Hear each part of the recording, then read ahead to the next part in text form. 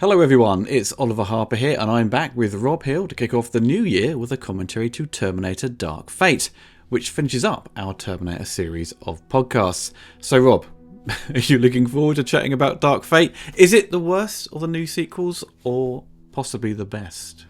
Yeah. I just happened to have just rewatched your review from when it first came out, and I noted that you were reasonably positive on it. So we might be slightly at odds, but only a little bit, I think. Only a little bit. Well, my opinion's probably changed a little bit since my initial viewing of it. That review did quite well at the time because I think it came out a week before America. So which you sneak, also us British people sneak in with a review before everyone else. It does all right. We'll see how my opinions have changed throughout the commentary. So, folks, you can enjoy this podcast by itself, but if you wish to sync it up with your own copy of the film, either on Blu-ray or on streaming, I think it's on Prime or perhaps Paramount Plus, put the timestamp to 0 and press play now.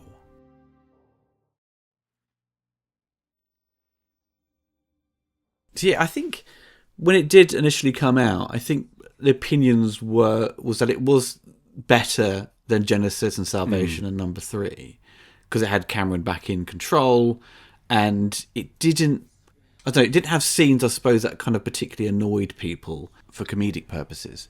So I don't know if that general consensus of the whole of it being better than the other sequels remains. I think maybe down to the fact that people have gone back to it a number of times over the last few years and gone, oh, I don't particularly like this bit now, or it's kind of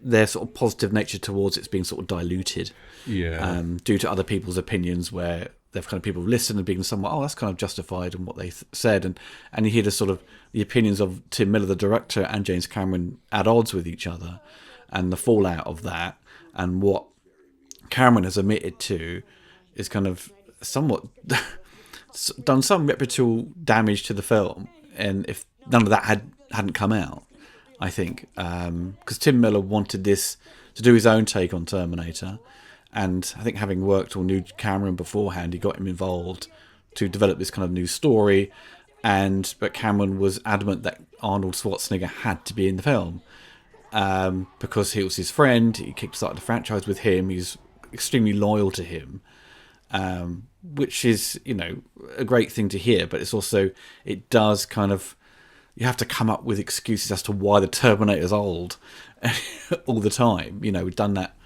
The last one did that, and now we've got to do it again. And I think Cameron, through an interview with Empire magazine, said he kind of had, but he killed the movie before a piece of word was written on the page or they shot any film because of this decision. Yeah, it's a funny one, isn't it? I think Tim Miller kind of destroyed his own chances of being able to do what he wanted, didn't he? Because it was him who was adamant Cameron had to be involved, and then it was Cameron's involvement that really prevented him, it seems like anyway, from doing what he wanted to do. But yeah, in terms of you asked me whether I'd rate it or like it as much as the previous ones, and to be honest, they kind of all. They're all much of a muchness, in my opinion. I like them and dislike them in completely different ways, but somehow randomly they just all come out in about the same place. This one has some really bad decisions involved, and I think they're possibly Cameron's. I don't understand why Arnold Schwarzenegger needs to be in this movie. I love him as the Terminator, he is the Terminator, but he doesn't need to be in this version of it. And if anything, he probably shouldn't be in this version of it. And that's really where a lot of the problems with this movie lie for me, is the attempts to fold old things back into it. Specifically her, if I'm honest. She is a massive problem with this movie for me. I find her unbearable, Linda Hamilton, in this, which is a great shame because I adore her in the first two. But in this, I think she's just dreadful. As is this whole scene. I mean, this is really where it all just immediately goes horribly wrong, isn't it? Because this is where we throw everything under the bus. The whole concept of fate, for one thing, but also this is where the entire point of the second movie that everyone loves so much is just completely eliminated right here at this moment. It no longer serves a purpose. And I don't think people like that. I don't think people are always on board with that kind of thing. I think that's a large reason why people didn't react to this very well. Well, they probably thought, and it was definitely a massive risk to do this from the opening. I mean, I think you've got to give filmmakers some credit for taking that courage, but I think this was... The Terminator is something that's quite, well, very special to people, and if you're going to go to this, to this stretch of killing off the whole kind of certainly purpose of what everything's built off, John Connor saving the future, and just destroying him straight away, and basically coming in with a new version of the Terminator. We're essentially, again, repeating what we've seen before with the 84 film, the 91 film. It just feels a bit like a bit of a clumsy way to essentially introduce a reboot, but it's still essentially operating as a sequel. Exactly. It's one of those soft reboot things, isn't it? Which I very much like Force Awakens. I think it's Force Awakens? Yeah, they're the first of the Disney Star Wars, where it's essentially just a remake of the previous film that everyone loved. It's got a mixture of legacy characters and attempts to basically just recreate those characters in new form, which is, everyone is a like-for-like cutout here. And it's very strange that Cameron should have been the driving force behind that, because you'd think that he of all people would want to do something different and, something original and something creative rather than just recycle the same exact scenes and ideas and concepts. Yeah. It's because Grace essentially is Carl Reese, but we were sort of having a little chat beforehand. It's that the introduction of Arnold, he comes into the movie 1 hour into the runtime, feels shoehorned into the film, and which is kind of obviously clearly what Cameron wanted, was to bring him back. But Tim, I think it's got 5 people credited for the story. That's a lot. Yeah. And 3 for the screenplay. So it's kind of this kind of juggling act of where to introduce him and how to deploy him and how he would kind of essentially be part of the narrative. And that's just credited writers as well. It sounds like there was a real operation early on to just associate with as many people as possible and get as many ideas as possible. They were speaking to novelists, like, where would you take this franchise? They were having round tables with a dozen writers at a time, saying what would you do differently. And it appears, surprise, surprise, the end result is just like a mishmash of all kinds of... They've just tried to cram everything in. They've tried to make it a reboot and a sequel, and they've tried to do this and they've tried to do that. They've tried to have every significant character in the history of the show, of the series, sort of replaced or featuring one way or another. And it just... Something that you've said in a few of your reviews recently, which is really becoming a problem, I think, with big Hollywood movies, is there's just too many characters. There's just too much. They're trying to do too much. And I don't know if this is a response, because the one thing they figured out from all of this endless polling of what people did and didn't like with the previous movies, the conclusion everyone seems to refer to is that the plots were too complicated. There was too much time travel. And again, we've mentioned this before, filmmakers love to have a specific but kind of not very specific reason why their shit movie was unpopular. And it's never because it was just shit. So the problem with the last Terminator movie, it was decided, was there's too much time travel. And maybe there is too much time travel in the last movie, but the bigger problem is that it's shit. And no one can ever really accept that. So as a result, they have this really simple plot, which is just a repeat of the first plot, or the second movie. And then, because no one said, oh, there's too many characters, they just filled it with characters. And there are just too many characters. And it means none of them get properly established. None of them are properly fleshed out. And I don't care about any of them. Well, the problem for me is that the character of Danny, she's not properly fleshed out in terms of what she's going to do in the future. It's just like you swap out John and put her in, but you don't have this... You cast a woman who's 5 foot, right? She's going to lead the resistance, and and you see her introduction when she says grace as a teenager, to sort of showcase that, you know, Danny's going to lead these people. But I just didn't buy into that story with her being this person. It would have to be some crazed up, you know, roided up person, you know, who's going to be able to take charge. It has military experience and all this stuff's built into it. Because we see, I suppose it kind of would be the case with the sequels where Sarah Connor would train Danny in some ways for it to follow that route again. But you just kind of, I don't know, it felt, Cameron must have had ideas for Terminator 3 in the 90s, right? He did the 3D ride, didn't he? Which is basically, just take some elements from T2 and then they go into Skynet, the big pyramid thing, right? Cyberdyne thing. It's all a 10-minute kind of amazing showpiece of visual effects and camera work. But I suppose that may be an indication that because T2 was still kind of a remake of the first one, if it's kind of structurally, that he didn't know what else to do with it. And hence why we've, again, repeated ourselves with Dark Fate. And basically swapped out some names and some characters, but they're still the same character, but they look different. And Skynet's now called Legion, where Legion is kind of, again, really poorly kind of put across.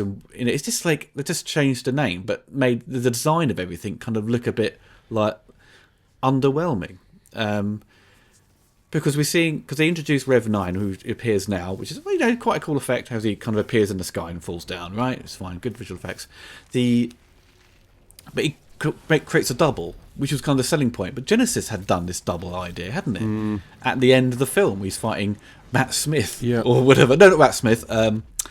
John Connor, right? Where he kind of I think he makes a double of himself, doesn't he? Yeah, there's something like that happens, doesn't it? Yeah. Something like that, right?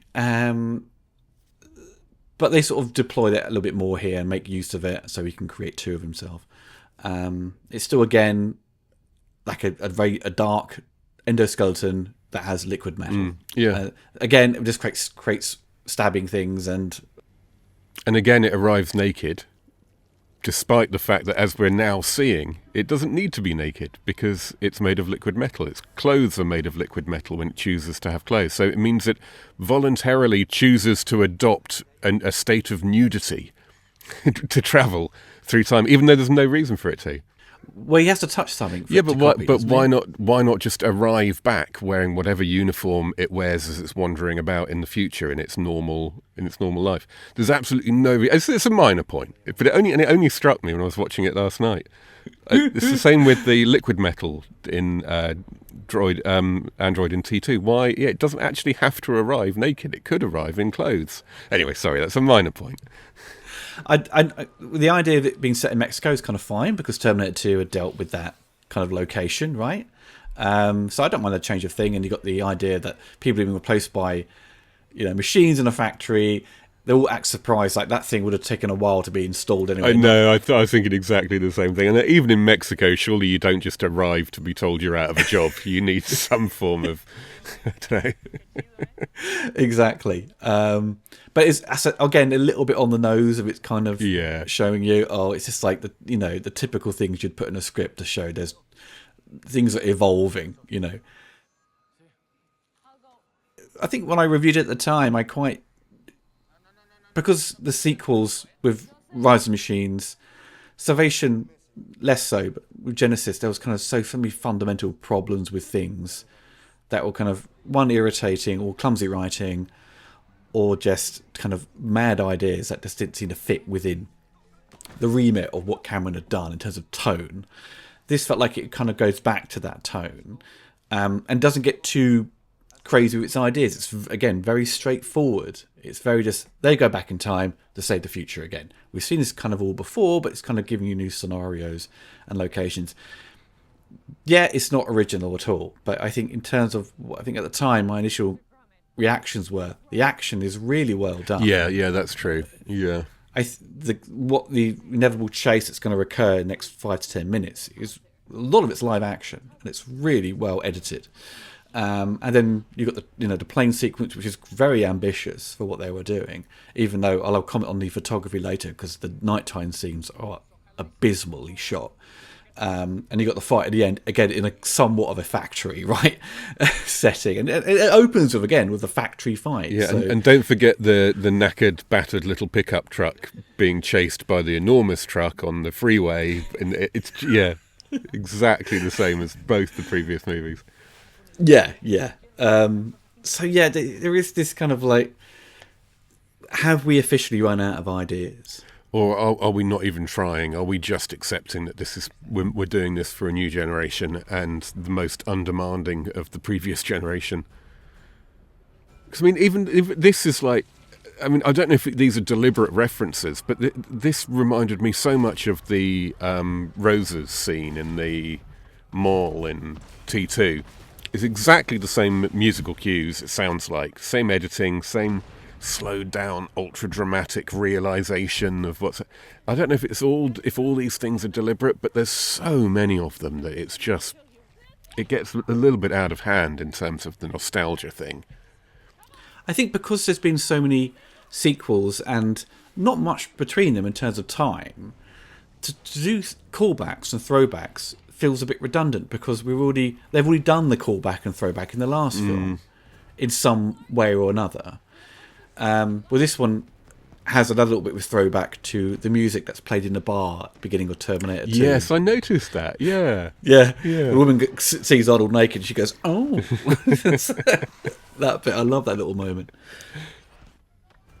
But yeah, this fight here is, it's nicely staged and stuff, and it's quite exciting, and it doesn't sort of reveal its kind of limitations of kind of throwing in this kind of CGI elements or people on wires and stuff. It's just quite dynamic. Because I was watching, like, the day before Dungeons and Dragons, the new kind of movie with Chris Pine. Oh yeah, which I quite enjoyed. It's a visually interesting movie. It's funny, good chemistry between the characters. But when it came to one of the characters fighting with this big axe, and there's this big long-winded fight, I just didn't care. I just like, get to the plot. This is like really uninteresting now. Where the fighting in this is kind of a lot more. You get yourself a little bit more involved in it. It is. That is definitely the most effective side of it. I think ultimately the script is probably the overall problem. I think generally speaking, that seems to be pretty well accepted, that the script just wasn't ready to go and wasn't good enough. My own concern, my own irritation is definitely more with the characters, but the action you just can't fault, frankly. And is it the last act? It's just about 45 minutes of almost solid, really quite impressive action, which is, I guess, maybe that's what they wanted to get back to. Maybe they wanted to... Oh, yeah, maybe. Because you've got the plane sequence in the dam, and then inside the dams, you've got jeopardy after jeopardy after jeopardy. And there's obviously the vehicles fall from the sky into the sea and stuff like that. There's those are crazy little moments where you think, okay, they're a bit screwed, and they can somehow get out of it. But yeah, maybe it was that kind of try and go back to sort of roller coaster ride of action. But I think, yeah, as you say, the moments in between where you actually have the plot come in, it's not actually doing anything much different. You're just kind of saying... You're actually watching it feeling a bit upset because they've just said goodbye to that legacy of what we've, wrapped up and gobbled up and enjoyed over the years through the sequels with the idea of Skynet and John Connor, all the other, the spin-off media. It's all just been lost and just brushed away with the opening sequence to create Legion, who I don't think anyone was like... raving about. It just creates problems as well, because I don't know if there's an explanation for this, but I couldn't work out how. So this is a different timeline, effectively.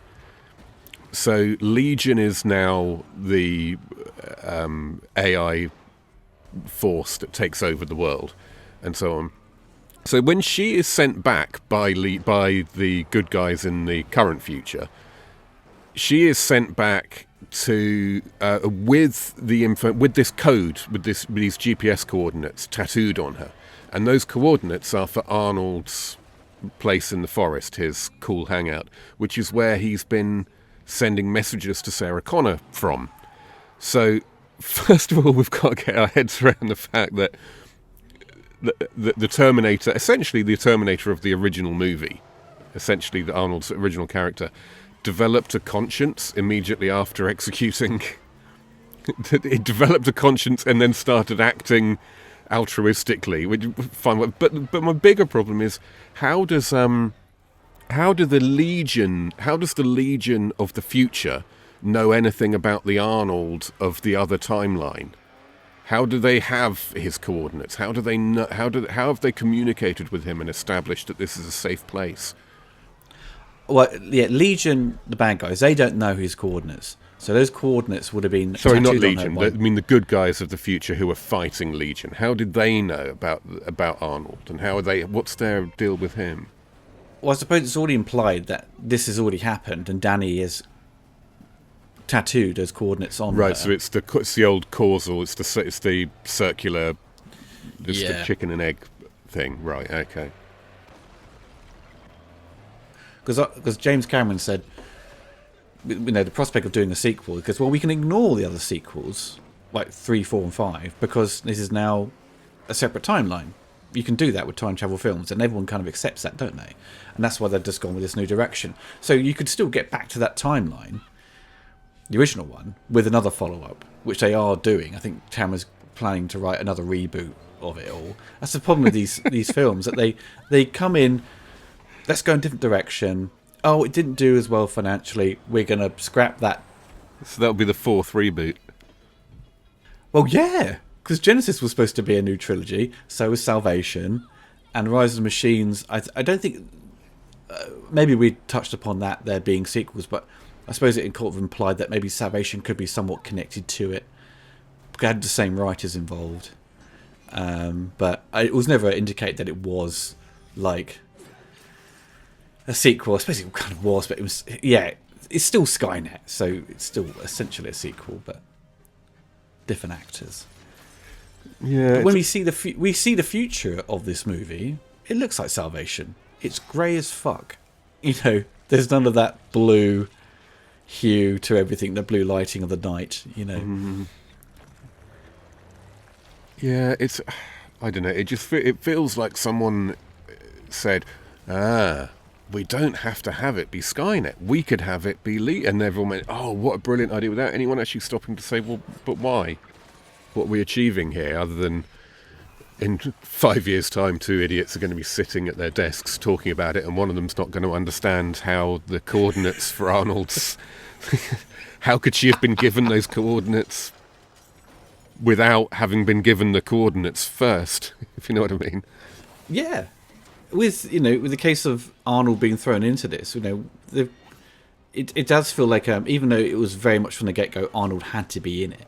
But story-wise, it sort of demonstrates that Grace can deal with the situation without Arnold. Yeah, but Arnold doesn't make any sense, frankly, to being.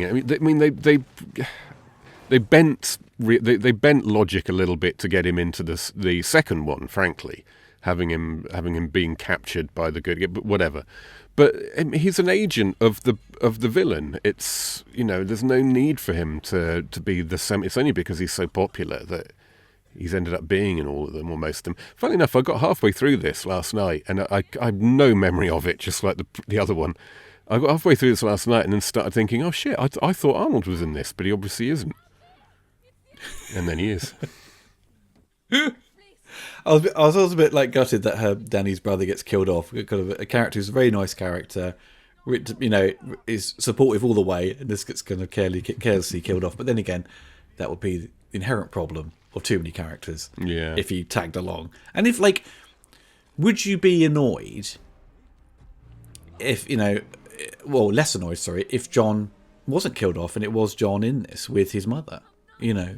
Could that been the way to go? I mean, that could have been for so many years. Ed Furlong was going to be number 3. We all knew. Then he kind of had a massive drug binge to celebrate. He was going to be in Terminator 3. Then lost out because they got caught out, broke his contract. But Ed Furlong to sort of return in this. To be honest, it always just depends how well it's executed, doesn't it? And if it wasn't well executed, I'd be complaining about a bunch of issues stemming from his presence. Well, Cameron said the poster was was also the fault as well, because he said people just didn't turn up to see it because you've got a 70-year-old, a 60-year-old on the poster, and these new characters who people don't know. who's going to be going to watch this. Because he said Terminator fans, he said, what he'd kind of indicated was 15 to 24-year-olds. And because this film, and it's mostly male, right? So there's no male protagonist in this, no one to be inspired by. Now, this is not like, because we all know Cameron's a big champion of female heroes. It's clearly that, right? But as we've done with the Aliens commentary, women don't turn up to watch Aliens when you've got a female lead. In the case of Terminator, it's boys turning up to see Terminator. And most girls, if you ask them, they probably won't go see a Terminator film.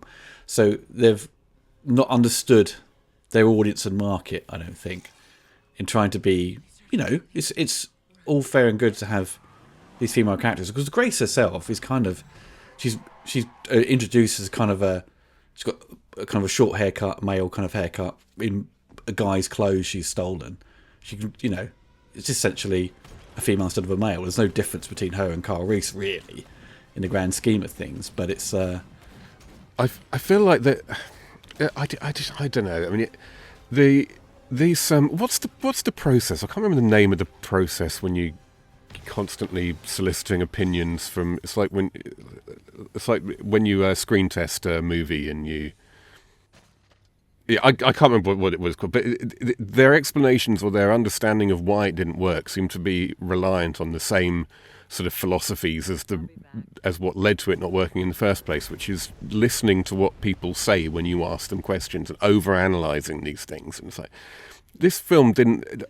You're not going to convince me that Cameron isn't going to convince me that this film failed because the poster doesn't have young people. If it was good, it would have succeeded, probably. If it was a good movie, it would probably have succeeded. And it isn't a good movie, so it didn't succeed. The fact that there's no male lead, I don't think is the problem so much as the fact that there isn't a lead. There isn't a single character who's properly developed and established and feels like a fully rounded person. They feel like agents that have been put there to perform a task within the screenplay, which is technically what characters are, but you want them to feel like more than that. And like I thought that Grace was going to be, great. She barrels into the movie, has all this presence and potential, but just doesn't go anywhere, isn't developed, isn't given any. Well, in fact, interestingly, there are these scenes like this. I think there's another long one coming up. Remind me slightly of the one in T2 where everything just slows down and they go out to the desert. It all slows down, and you develop a relationship with them. But the thing is, we knew those characters by that point, or we were at least invested in them, because that was, more than halfway through the film. And there'd just been loads of devastating action that we'd been really invested in. So we wanted it all worked. Everything worked about those scenes in that movie. In this movie, they just don't work because we don't care about these. We don't know them yet. We're not invested in them. We don't have a relationship with them yet. Grace can only really be developed through her flashbacks, right?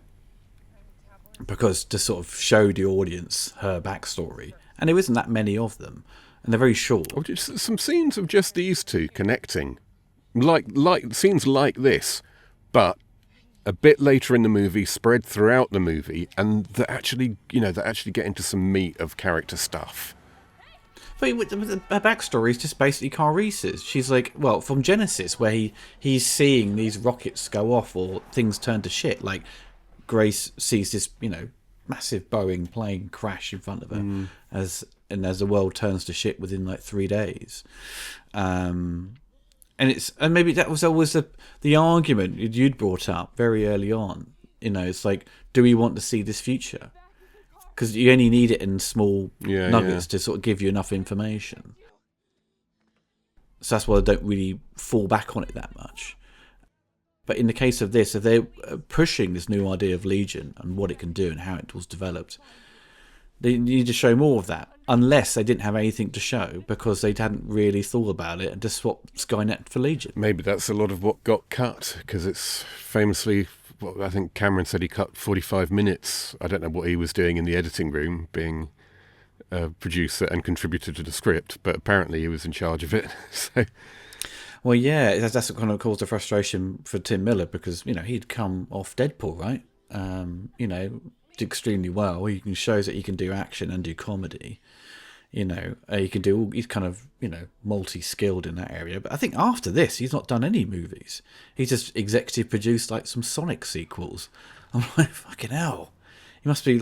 It shows. Like, if you look at the directors who've all handled Terminator after James Cameron, their careers just gone. Yeah, it's extraordinary. It's mad, isn't it? I think Jonathan Mostow is one who's sort of done all right, but even though he's not really made a name for himself after Terminator. Really, it's quite depressing. Really, I came across a quote from Cameron himself talking about the creative process, and he said, "It became a bloodbath, and the blood is still being scrubbed off the walls from those creative battles.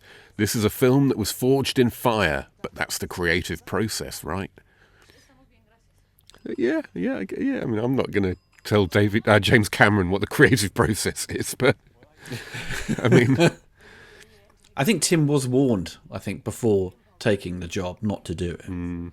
I think most were told not to do it. I think even Alan Taylor of Genesis, I think it was Alan Taylor, was told not to do it. And in the case of Cameron, who everyone knows, you know, as a fan, and even in the industry, that Cameron is quite controlling and likes to get his way. There's sure there's going to be conflict between the two. You know, you don't want to be this director where you just basically just there to shout action, and then the producer behind you is calling all the shots. What a fun! That's not a fun creative process at all, is it? It's gonna be awful. This was the first, but not the last time I thought about Universal Soldier during this movie. It's exactly the same thing, isn't it? It's just the same. Which you pours the ice on her. You know. In fact, there's a moment when they go into a motel room and pour ice, and I was thinking, now in Universal Soldier they'd have done that in the bath. That'd have made a lot more sense. And then Linda Hamilton says, "Oh yeah, I didn't put her in the bath because it's dirty." What the fuck is going on with this film, man? So basically, Grace is a unisol. Well, she is, isn't she? And when she does too much, she overheats, just like a unisol. So, what is your biggest problem then with Linda Hamilton now she's popped back into the film? She did get me. She did. There were 2 or 3 occasions when I laughed out loud at her delivering lines that. I mean, frankly, I don't think anyone could make her dialogue sound convincing in anything other than cliche gibberish. But she's just completely fucking awful, isn't she? I mean, okay, so unpopular opinion. Linda Hamilton isn't a very good actress. Never has been. Okay, she just isn't. She is just, in Terminator 2 in particular, she just somehow works perfectly. But pretty much everything else you've ever seen her in. Okay, name 3 Linda Hamilton movies that aren't part of the Terminator franchise. Okay. Dante's Peak. Dante's Peak. I knew you'd go for that one. I think there's only one other obvious one. There's one written by John Carpenter, and it stars Tommy Lee Jones. What's the one we got to steal that car? And that's one of the funniest endings. That was my third. That was my number 3. Oh, that was my number 3. Okay. What was the other one then? Children of the Corn. Children of the Corn. And I mean, so they're not significant roles in films that themselves aren't particularly significant. She's also in one called Secret Weapons, where she plays a Russian undercover agent who's sent to America to be a high school student, and the poster artwork is just her in a very tight-fitting bra with artwork which has made her look significantly more endowed than she really is, and of course the title's just above it, Secret Weapons. That's not very secret. But she's just one of those actors who was in Terminator and made her name off that, but has never done anything else, frankly, because she just isn't very good. She has massive gaps in her career. Well, she was in King Kong Lives. That's one we didn't mention. Funnily enough, I didn't remember that when I was thinking about it last night. Black Moon Rising. That was Black Moon Rising. Yeah, it's the Tommy Lee Jones one. Yeah. Which is all right in that, but you know, I mean, to be honest, she didn't need to work after she'd separated from Cameron. No, she got a good payout. But so You don't think she's a good actress? No, I mean, and she'd obviously been out. I don't think she'd done much in the years leading. I did watch one video on YouTube, and someone was sort of like mocking her, saying, he was also of the view that she wasn't that good to begin with, and then hasn't done anything for years, and is clearly very rusty, as it were. And I think that's true. You can see her acting all the time. She's never just Sarah Connor. She's playing Sarah Connor. And Terminator 2, she's Sarah fucking Connor. She's not playing at it. It's like seeing Arnold return to acting. You know what I mean? After he finished being the governor, he did that first movie where he plays that. Oh God, yeah, that sheriff, Johnny Knoxville, yeah.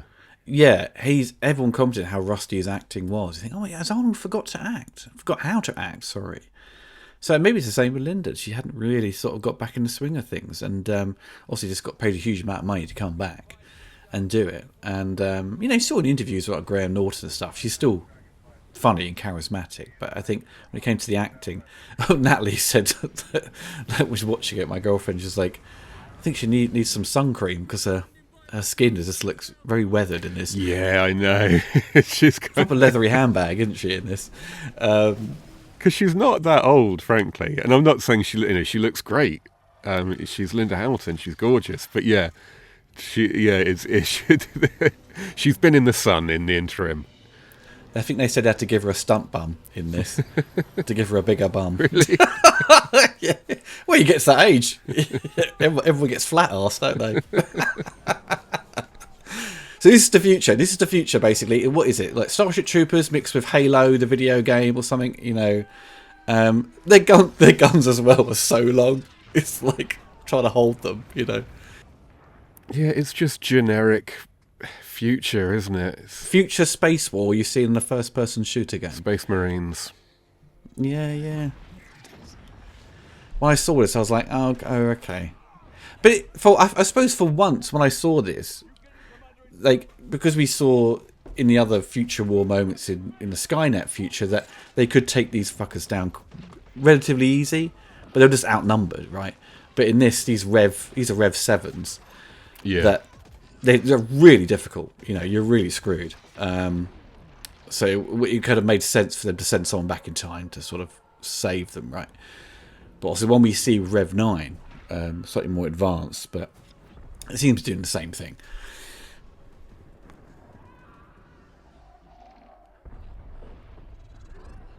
It's also a bit like Edge of Tomorrow, seeing this. Yes, We've got the sort of stretchy things coming out, and they're jumping around and really quickly, and not least because if you watch the whole franchise, one movie after another, it does feel like you're just seeing the same thing over and over and over again. What you were saying about them going back in time, and how it does make sense. One idea that I read they had and discarded was to switch it all around so that it's the humans sending an agent back in time in order to defeat the AI before the AI becomes sentient. So basically just a flip. Same thing, but flipping it. That's fun. Do that. It's different. Yeah. Yeah. Why not? You've got to kill the nerdy scientist behind it all. Yeah. And cast Brent Spiner, whatever his name is. Of course it has to be Brent Spiner. We've got to kill him, We can't kill him, he's too nice. Apparently Cameron didn't like that idea, so... I mean... But he's gone. He's played it safe, hasn't he? I think at this stage of his career, he seems to be just out of control in terms of how much he wants to play it safe. I haven't seen those Smurf movies, but I've tried, and I just can't. It's like watching a tornado has picked up a bunch of movies from the 90s, and bits of them have all landed out of place in one lump together, and I just sat there thinking, there is nothing here that I haven't seen a dozen times before, and I resent how seriously I'm meant to take it all and how enamoured I'm meant to be of these stupid fucking effects. So you watched the first Avatar, you didn't watch the sequel then? No, I didn't even watch the first one. I've tried several times. I've put it on. several times, but never made it to the end. And yeah, it seems to just be the most ultra-safe idea ever to me, Avatar. There is nothing remotely original about it. And as far as I can tell, the execution is only original in superficial terms. And this is very much the same. So it does all point to the fact that Cameron, in his old age, has got very conservative. And lost some of his magic, for kind of creating new ideas. Unless that new idea is just designed to make money. I mean, obviously. Well, for film, because obviously with the finance involved in this, playing it safe, they're going to get a large budget, right? So they had need close to 200 million, and it made 261 million. Yeah. So they lost a huge amount. Yeah, marketing. They might have got some money back through physical media and streaming, but it'll take years for that to sort of be. Yeah, I don't think out of the red, whatever it is.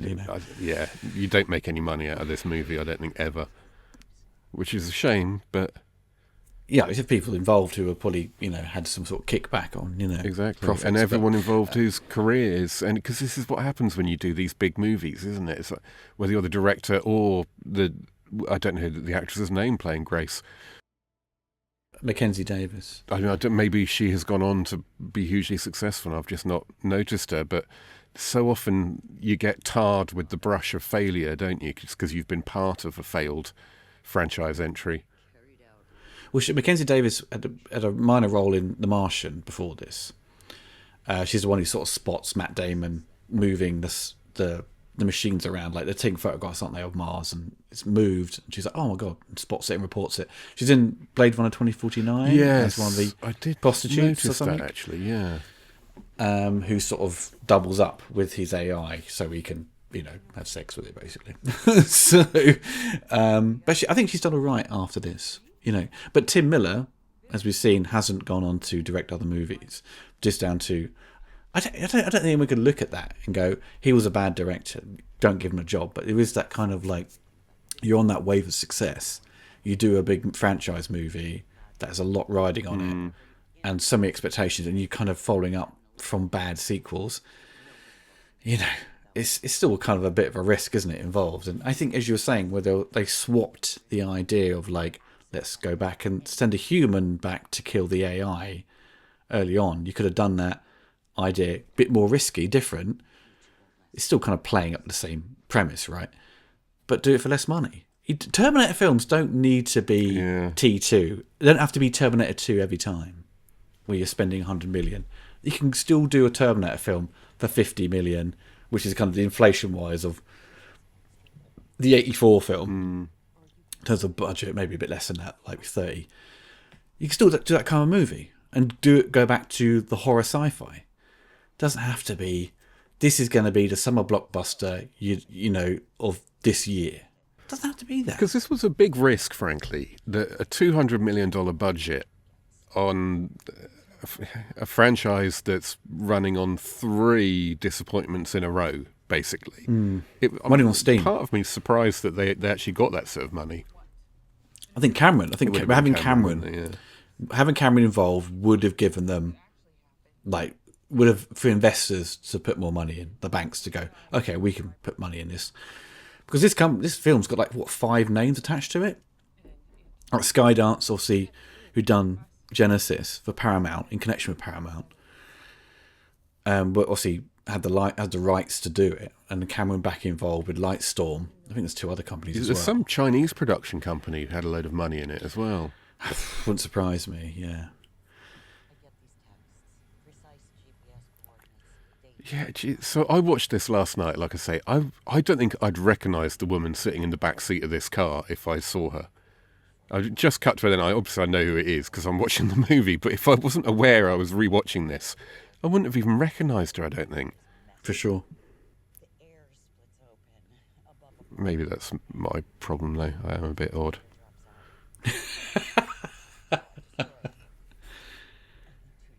But again, it's the saviour of this future. It's kind of just background material. It's all about...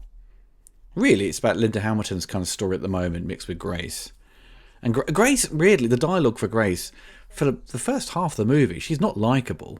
No. I think it's probably why some people were like, I don't like her, because she's got a horrible attitude from the get-go. And Linda's trying to help, just down to, she's just there to kill Terminators. But she's like, if you go near her or touch her, I'll mess you up or something. It's just like, you don't need this attitude. This is a lot of old waffle. Yeah. And Linda's, Sarah Connor's coming across as just grumpy and miserable. So you're being introduced to these characters in a very sort of somewhat of aggressive, depressing kind of state. There's no joy, so to speak. That's why when the brother's killed off, who was kind of like hopeful and positive, he's gone. That positive angle's gone. And I guess Reese had. I was thinking about this. Like, what we talked in passing recently about how this franchise kind of is odd because it doesn't really have a central figure who you're. Well, it kind of does, and it is kind of Sarah Connor, but she's never been a traditional leading character in a movie, and it's odd because you can't. I suppose it's kind of having two. Most of these films have two protagonists, don't they? You've got two to sort of bounce off their responsibilities, because one person can't take down a Terminator, so you need two characters who are going to sort of be deployed to take down a Terminator. And that's what's kind of happened throughout. They either introduce a third character that just sort of ends up becoming too many characters to bounce around to sort of become the lead. So any sort of one lead protagonist is never really there. I suppose Salvation kind of does that better because you've got Sam Worthington. Yeah. Right? But he's still coming conflicts with John Connor, who's still, again, another protagonist. He's still the hero of the piece. But it's that likable thing, isn't it? So so you were just saying there's no one in this movie at this point anyway who's particularly sympathetic and likable, really, who we can. Well, Danny is, but she is, but she's not given enough screen time or presence for us to really relate to her, I don't think. But like Reese, we liked Reese straight away, so why don't we like Grace straight away? And I wonder if it's something to do with Reese's vulnerability. Reese seemed desperate.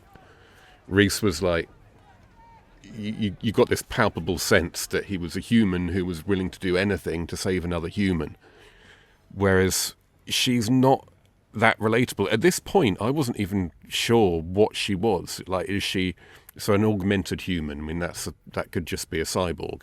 How human is she?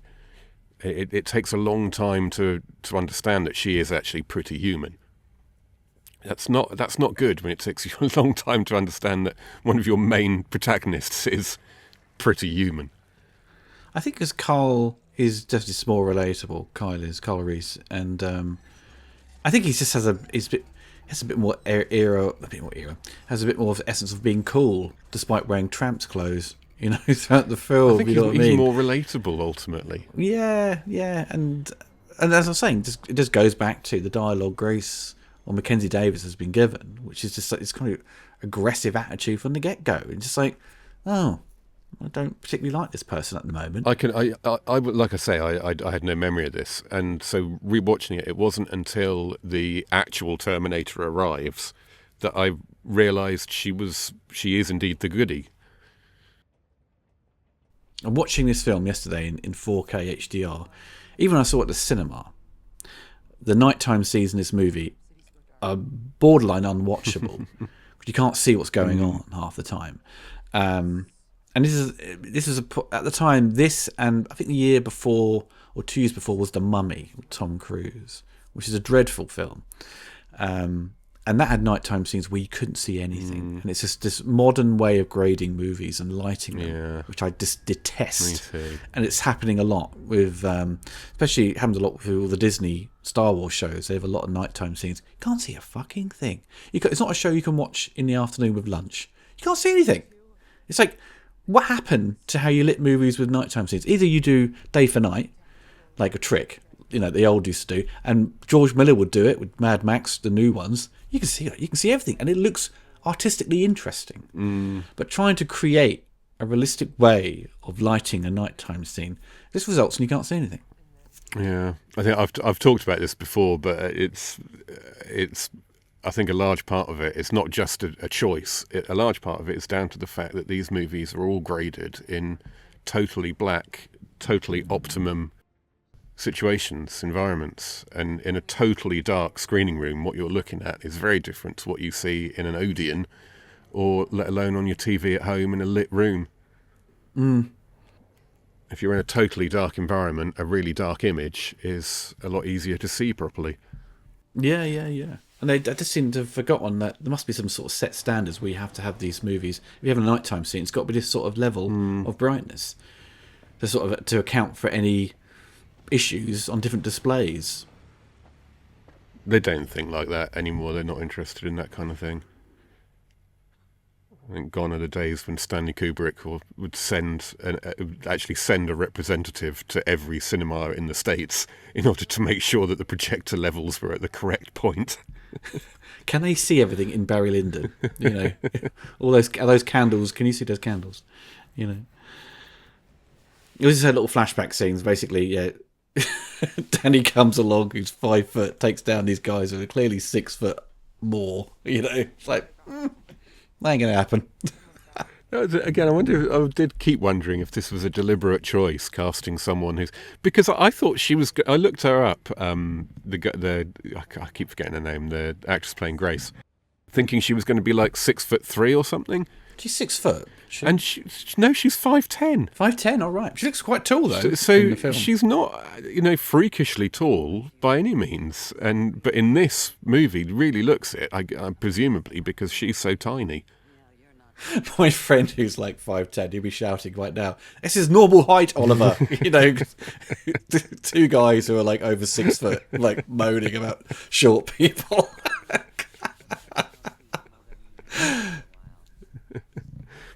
Yeah, so this is because this moment here on the train, and then when we see the plane sequence where they've spent a lot of money creating this amazing kind of battle in the sky of these 2 planes colliding, something you just can't see. You know, it's like, what are you doing? You know, it's madness, absolute madness. The biggest gimbal ever built, I read somewhere, that airplane set. Really? For biggest gimbal ever built for Hollywood, something like 80 tons or something insane. It's pretty crazy when you see it in action. It's like, wow, I've not seen that before to that extent, you know. They've done sort of people in like the gravity drops, you know, because the plane goes down, but they're like, flying around, but not to...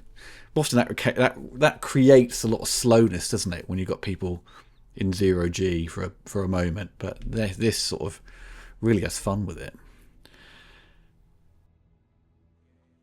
Yeah, those big set pieces, I wonder if that's... Ironically, they're the best thing about the movie to me. I did quite enjoy a lot of the action scenes. But yeah, what you say about how the Terminator doesn't need to be a massive, shiny action movie. It can be something else. That really is a good point. And I think that's the mistake they've made with this one and the one before it, is just repositioning it as just a generic summer blockbuster.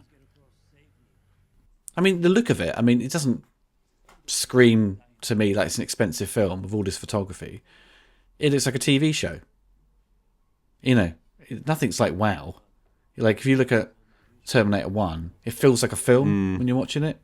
Even though it's the roughness of it all, the grittiness of it all. It's shot on film, of course. You get a different... That grain is just gorgeous as well. Yeah, and they're shooting everything, a lot of nighttime scenes where they have to compensate for that to show so you can see what the fuck is going on. But they have fun with the locations, and they kind of it looks like a movie. This doesn't feel like a movie in many areas, and I think maybe that's the result of digital photography. But I think down to the fact that I don't know, this sort of stuff, when she cuts that fly in half, that's very... Was that something out of Spider-Man? I don't know. It's all a bit weird. Well, that's the equivalent of Arnold. This is the Arnold showing his arm scene, I guess, isn't it? Or the equivalent of that. That's her indicator that she is actually superhuman. I was watching last night, and when she goes, he looks at Sarah Connor. It's like, what are you then? She'd just be like, I'm a leathery handbag. I was unfortunate, like Linda Hamilton's twin. She passed away a couple of years ago. Oh, did she? Oh, I didn't realise that. Yeah, that's a shame. Oh.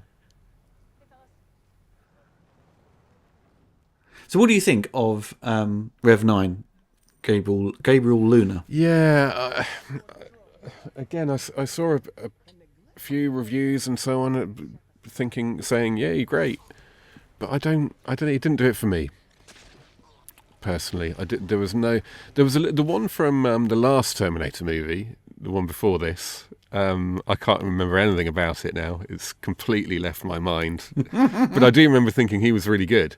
He had some kind of physicality that I liked. This one just seems it's just a person. I didn't even realise it was Gabriel Luna. It's just person, actor.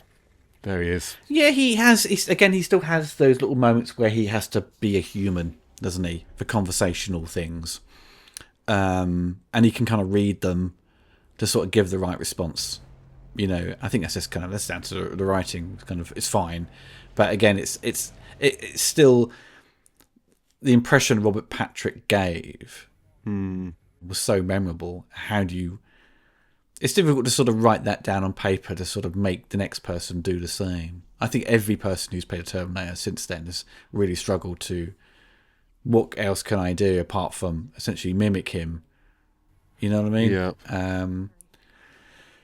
But I think, in terms of the threat he gives, I think that kind of works. I think just down to the fact that that the Rev 9 model of Terminator is actually somewhat really indestructible. It's a bit overpowered, isn't it? It's overpowered, yeah. But yeah, I suppose you have to keep raising the stakes for him to be more and more powerful. I don't like the whole splitting off into a skeleton and a thing either. It raises too many questions. I don't really understand what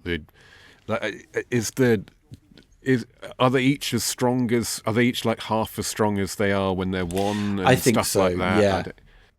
Because when it separates, it's kind of like just a skin operating by itself. So that's why it gets taken down with like machine gun. But it can still create solid knives, stabbing weapons. Yeah. As Arnold would say. It's funny when you see Rev 9 in that data bank, and he's just put his hands on the cables, and the liquid goose has covered it, so he gets all the information. Surely his fingers just turns like some sort of USB.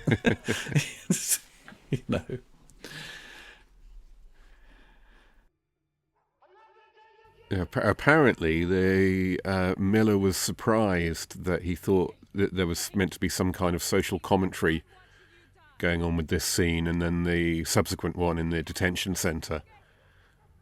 Apparently, you can make a movie with a huge scene involving immigrants trying to cross the border and machine guns and so on in America right now, and then be surprised that people think you're making a comment on something. He can't be that stupid. Christ, I think most people would probably point that out. I think he probably was making a comment, and then it was explained to him that we don't want to lose half our potential audience by you saying that this is a statement of some sort.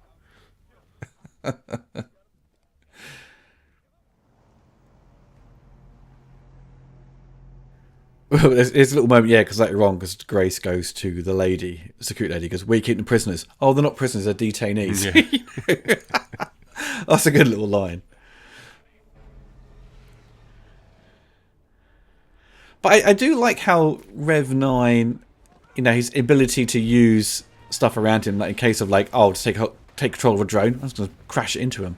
You know what I mean? It has this kind of, they're definitely playing more with the idea of modern tech, a lot better than the other ones did. Yeah, and I like the way they use that little red light as well. There was just a really good example of it, actually, when we cut from the close-up of the Rev 9 in the building doing his hacking, and you could just see the red light but in his eye, and it cuts straight to the drone, and there's a red light on the front of the drone. They do that a few times in this, I noticed. Little touches to make a connection between him and the other budding technology which is about to destroy us all. This machine, it killed my brother and my father, and now it wants to kill me. You sound insane, wouldn't you, if you go and complain to people, "There's a machine chasing after me." They'd be like, "What?" If I was her, I'd be more worried about the fact that I was an attractive high schooler in a cell with a bunch of old men, which apparently she is. Apparently that's what you do. I don't think surely they'd just put her with the other ladies. You know I what mean? reckon you'd be split based on gender. Yeah. Definitely.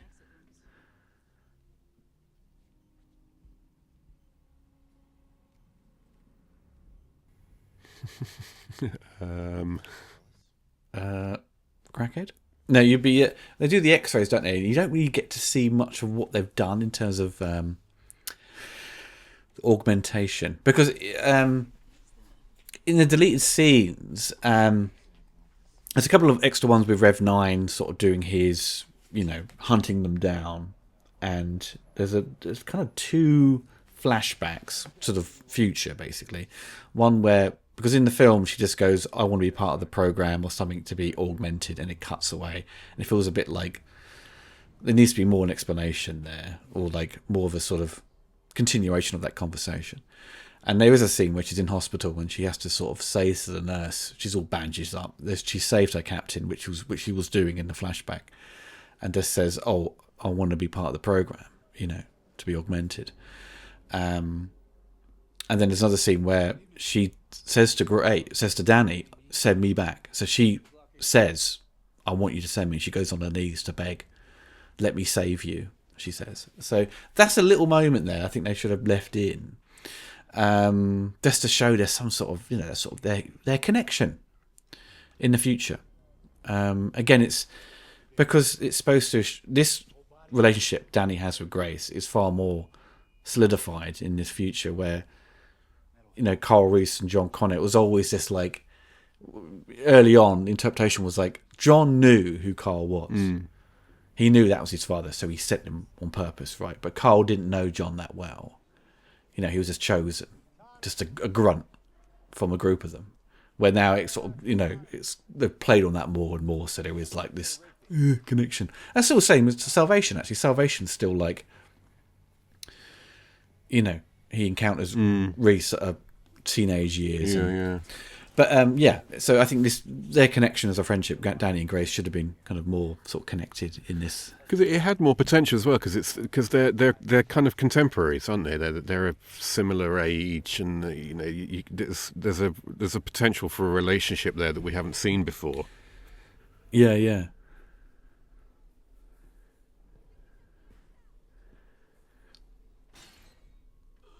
I do like it when the security guards all jump on the Terminator, and he's just like stabbing them like this, like, ah! The thing that if you can do, like, just turn yourself into a porcupine, basically, if you're in that situation, you could do. That's what happens, isn't it? Yeah.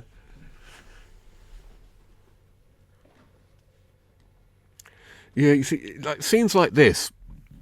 Imagine this was Carl Reese.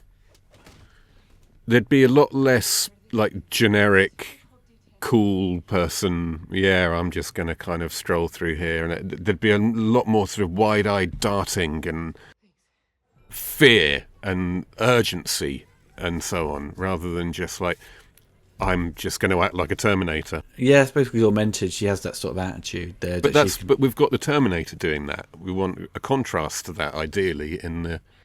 Yeah, for sure. Also, in the future, Grace has got her hair dyed, hasn't she? They're still using hair dye in the future. She's got blonde and black sort of hair, hasn't she? So it's been styled. Not like the what's that new? That new Nicolas Cage movie where he's post-apocalypsed with a couple of kids. He's living on a farm or something. Oh no! But I can't remember what it's called now. It's quite new. But it's one of the first movies ever with a post-apocalypse setting where they've addressed the fact that there aren't going to be hairdressers around. But they've done it in such an over-the-top way. It's hilarious. It literally looks like everyone's had their hair cut by a blind lawnmower. There's no there's no middle ground between professional haircut and actually there are still scissors. So we don't have to be completely. I mean, most people naturally, because during COVID, people had to get their partners to cut their hair for them. And oh God, how did you manage that? Yeah. Natalie cut my hair. Yeah, she was very nervous doing it. She was allowed to. Yeah, she was allowed to touch my hair. Nobody messes with the dough. You know? Yeah, he was getting wildly out of control. He wouldn't defy gravity anymore. Oh, this is it, yeah. Turns a porcupine. It's like jumping on a massive pineapple. It's like, ah! Considering it's R-rated, I thought they kept it... I'm saying this now, but I thought they kept it relatively mild. Took me a while to be certain it was R-rated, but it's 15, isn't it? Yeah, so it's not 12. Yeah, it's not a 12A sort of movie. It's a bit gory in places, but it's still kind of like digital blood, and you don't see people getting cut in half. It's just like they just get stabbed, right? Yeah. It looks like they were trying to get a PG-13, basically, but then at the last minute just thought, "Oh, screw it." Yeah. Well, that was the great story of Street Fighter with Steven D'Souza. They did all this violence in it. They submitted it, and he got like rated. What is it? Like NC-17. Rated R. Rated an R. So they cut it down they cut it too far back to eventually be a PG. Yeah. So they had to throw in a swear word to make it a PG-13. So what you see is like completely hacked. It's awful, isn't it? I want to see that uncut movie. I want to see all the violence put back in. Yeah. It'd be great. Some more Van Damme kicks. Yes, please. some more bad cosplaying of Street Fighter characters. Yes, please.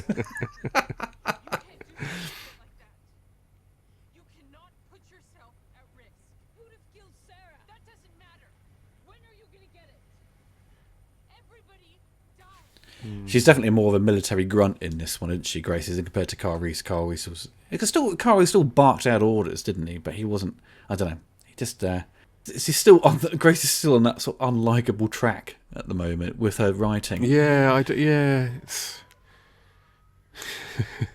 This is this scene. This is very much like, hey, that's a nice bike. It's sort of moment, isn't it? That's something they, apart from Linda Hamilton's constant ridiculous one-liners, they did do a really good job judging the humour, I think, because it's not, especially with Arnold.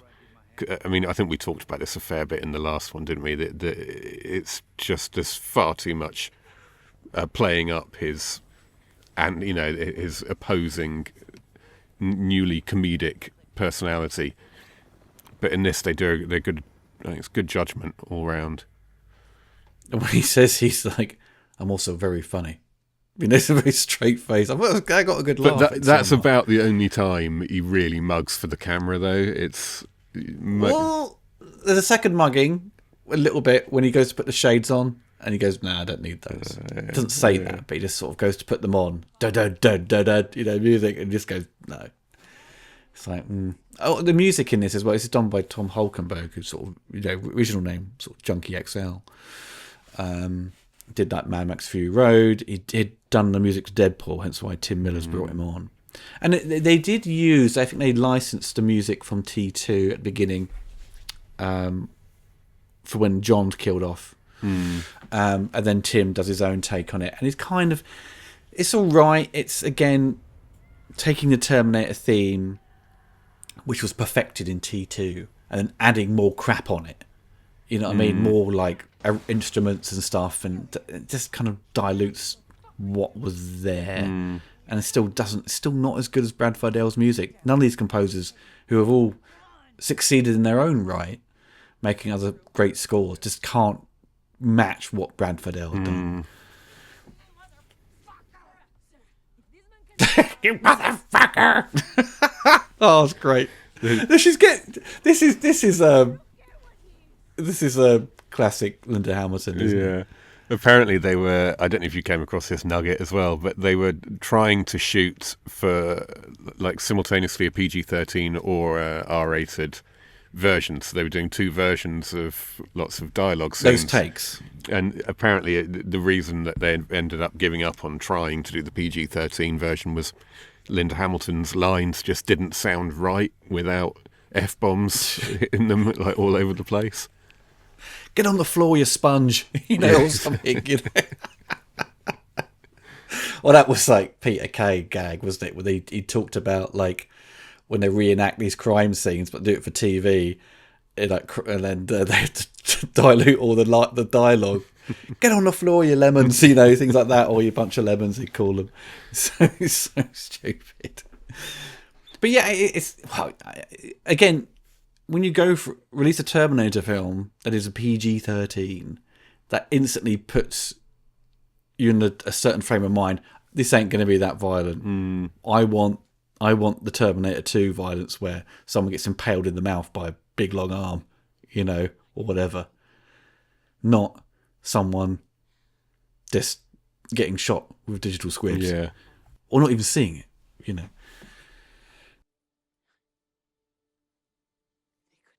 There's a deleted scene with Arnold's, the Terminator's wife, when they're leaving, because Arnold, says there will come a time when my past will catch up with me, and Sarah Connor chats with her, and it sort of implies that the wife knows he's a Terminator, knows he's a machine. Oh, okay. But if you watch it, or you can find it on YouTube, the deleted scene, Linda Hamilton looks so drunk. It cuts back to her and she's just swaying her head like this, just what is going on with her performance there? It's very weird. Yeah, that's another real problem I have with this. Not that it matters, but so Arnold's been living with this family for 25 years or whatever, and they don't know, because they do say here that they're unaware. They don't know that he is. Yeah. Because Linda Hamilton even makes a joke. Sarah Connor makes a joke of what they've never noticed that you're 400 pounds or something like that. Yeah. As if that's meant to wipe away any questions we might have. But that is a big issue, isn't it? I mean, how can... Well, that's the thing. How? Well, because they've deleted that scene where the mother, the wife, knows. So what? But why did they decide that she had to not know then? What's the reason for them not knowing, other than... being scared, I suppose. It does no harm them just saying or establishing that she knows he's a... We don't have to know any more about it than that. But as things stand, I did spend quite a lot of time thinking, so hang on, what if he's ever had a bath in front of her? And does he brush his teeth? What does he do about eating? And has she never noticed that he's never been to the toilet? Well, Sarah Connor comments say he doesn't sleep. Yeah, that you can pretend, though. You can just pretend to sleep. You can just switch off for 8 hours. But there are so many ways that your brain goes off and starts thinking about a thing that you don't need to be thinking about. Why haven't you done a poo? What's going on? But yeah, that scene notwithstanding, I didn't miss something, and it is meant to be the case that they just don't know he's a robot. Yeah. In the theatrical cut, deleted scenes, the wife knows.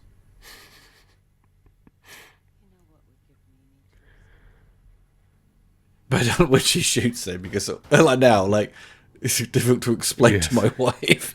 That's great, The other little bit, Arnold does have a funny moment when he's talking to Danny about being the salesman, about designing this person's room, about the drapes. Yeah. I was like, don't do it. Yeah. In a sort of tone, Apparently that was largely ad-libbed by Arnold. Because apparently they made him a draperer, whatever that is. I guess that's an American thing. They made him a draper because he's got a real interest in soft furnishings in real life, apparently.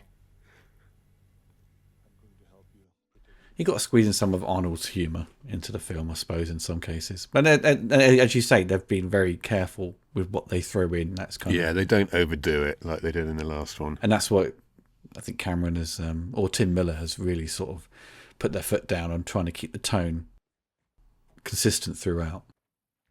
And that's what Genesis is all over the place. It's fucking, topsy-turvy with its tone.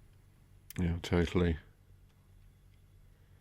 So she's been to this place now. So she has the coordinates now. Yes, so Danny would know. So Danny now knows. But how did she initially go? How did this time loop begin? Yeah, that's the problem, isn't it? That is the thing with this. Once you try and figure out the timeline of things are going back and forth, it just becomes bugger's muddle. You know, you get all tangled up. And also an interesting thing, because dogs hated Terminators, didn't Yes, yeah. I do. I was imagining myself Arnold saying, "I will be in it, but I want at least one day just sitting in a comfy chair with a dog." they? I'm surprised he didn't throw in his pig. He's got a pig, hasn't he? Maybe that's what they bought. Yeah, they. Or those sort of like mini horses he's got, hasn't he? One of those little horses. I don't know. How's that chair supporting his? Anyway, yeah, stop it. Yeah. Just go straight through it.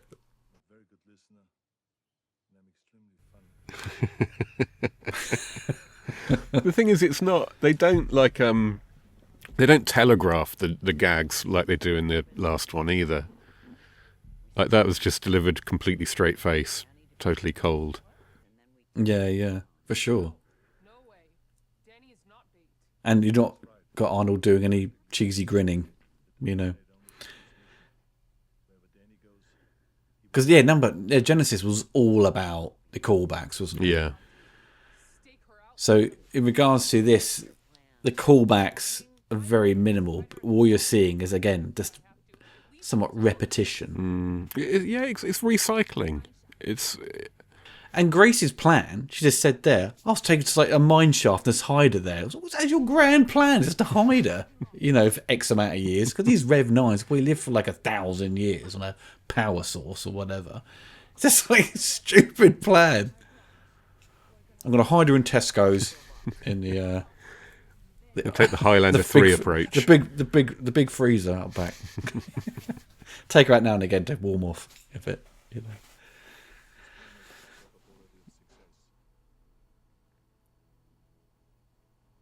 And what was the trap called again? I can't remember now. Can't remember. It's just basically just use her as bait, isn't it? Yeah. And Grace said, "You can't do that." I love how he's got his guns. Man, they should finally have the what was it? Oh God, what was the future gun he wanted in Terminator 1? Oh yeah. Or they should have just modelled this cave to look like the one from Commando. That would have been nice. Oh, That'd have given a few of us a buzz. Oh, definitely. Remember the little reference to Robocop gun there or something? You know? Oh, I'm looking for the Barrett. Oh, look at all that. This is Texas. Yeah. That's good.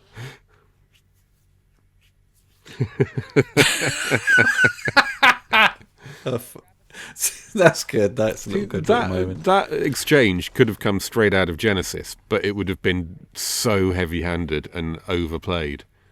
No, yeah, for sure. Don't lock out your elbows. Enough of this bullshit. Let's get serious. I love how Arnold doesn't have to show off his chest in this, does he? Because he's like old man melty underneath, isn't he? So, which is, you know, natural. You know, he's still got big arms though, isn't he? Because he's still like doing the bench press. But he's all he's got to do is make sure you haven't got like a double chin. That's all he's got to do. Yeah. Just keep his jawline there, which is hidden by a beard. So Stallone's the chest that won't stop growing these days. He's bigger now than he was in Rambo days, I think. Not his arms, but his chest. Whichever steroids he's on are really doing the job. Arnold's got the old man walk though.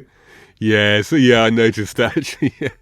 It's the hips, isn't it? There's failure, like sort of that area. It's like Harrison Ford, you know, had the old man run. Yeah. Like since like the 90s, you know, he was running like this, like legs are going just to try and get him to move. And yeah, well, that's he's Stallone though. You know, his legs are like pool cues, and the top half just like action figure still. And he's like, he's always just been about the show, hasn't he? Those.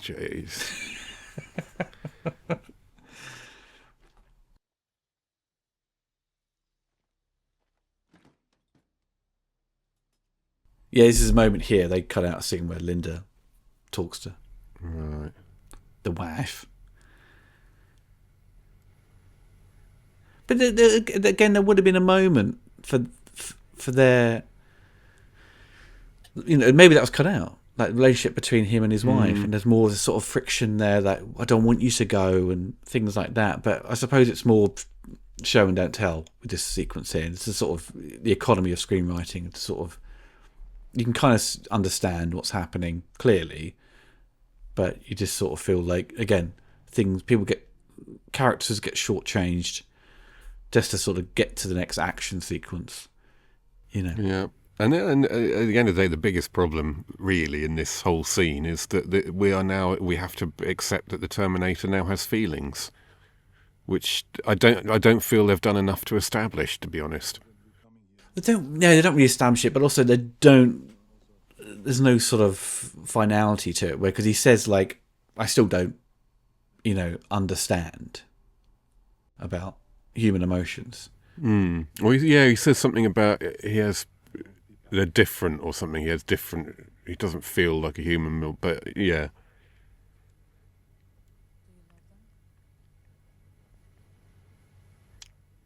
Does look cool though in this one, Arnold. Yeah, he does look good, yeah. I think the beard works. There's a shot later on where he's like, it made me laugh, when he's holding on to someone like inside the dam, and it cuts to his face. I think they've kind of CGI'd bits and bobs on, right? But the shading with the grading of it looks sort of like Mel Gibson. Just of his beard and stuff. It's like angry. It's like, that's angry Mel. But they're not like trying to put him in leathers and stuff, Exactly, yeah. That's what I like. Yeah, they haven't given him a shotgun, leathers and sunglasses. And he's, for Arnold, despite what we said earlier on with him trying to go back into acting after being the governor, and he's very rusty, I think when it just came to the Terminator, we said during Genesis that we still kind of enjoyed his performance. Because he knows how to do it, and he can kind of... Yeah, exactly. And that is definitely something that's worth mentioning with this one, I think. It's, in fact, when I was trying to think of things that I liked about it, this rendition of that character is really good. I really like it. I'm a big fan of Arnold playing the Terminator as an old man in this way. I think it works perfectly. Strange, because one of the biggest problems with the movie is that he's in it. That character's there, but it's also one of the best things about it. It's a weird conundrum to be in, isn't it? He shouldn't be in this for logic, really. It does make sense if you think about it. To move it forward. What I just said. But yeah, but it's just like, I suppose Cameron's kind of right in a way that Arnold is still entertaining and needs to be part of it, but then ultimately it does cripple the story, because you have to sort of think of reasons as to why to have an old Terminator. It's kind of a catch-22, isn't it? And it threw in the idea very early on that Skynet had sent a bunch of Terminators back for T2, right? And not just one Arnold. Not just a T-1000, but they sent Arnold as well? Yeah, so... Is that what they imply? Yeah. I was going to ask you about this, actually, yeah, because it's something I don't understand. So Skynet... Okay, so the theory is it keeps getting delayed, right? Judgment Day.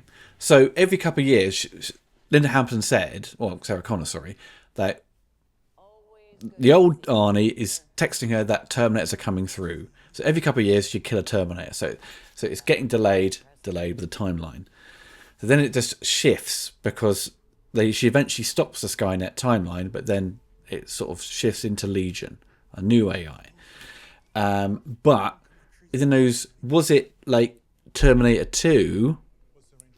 They'd sent a T-1000 and a bunch of T-800s, because when we see Linda Hamilton, I keep calling Linda, it's Sarah Connor, at the beginning of the film, she's wearing essentially the outfit she wore in T2. So if they essentially, after T2, the events of Terminator 2 at the factory, they go off to some bloody beach, and then a Terminator turns up and kills him, Yes, apparently that's 3 years later. The beach scene, apparently it's 3 years later. So it's 94. Which is confusing, because John Connor looks younger than literally looks shorter than he was in T2.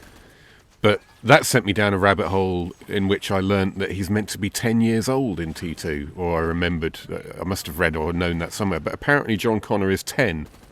in T2, which I thought has to be nonsense, but I googled it again and again. Everywhere I asked said the same thing. So whatever.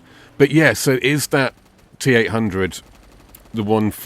Like you say, did they send back one T1000 and a bunch of T800s, or did they send back a bunch of T800s in the first place when the first film happened, and have they been wandering about for years since then?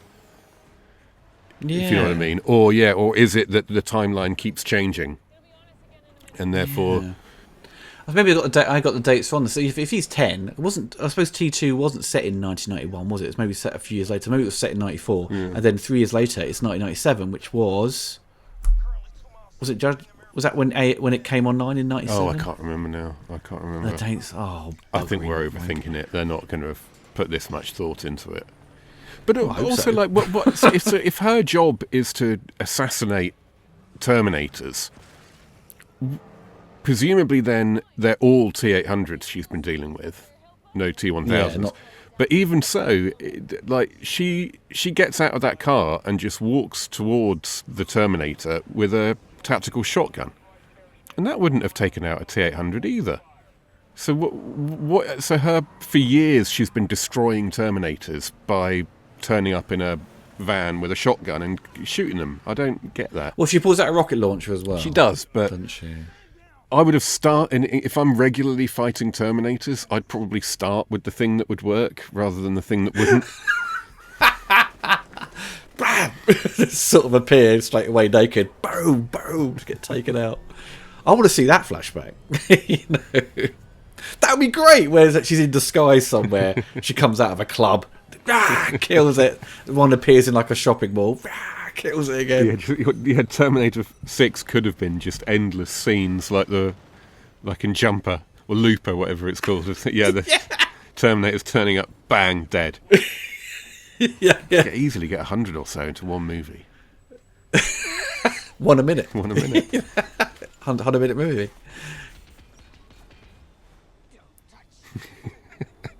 Oh, that's stupid. Let me die next time.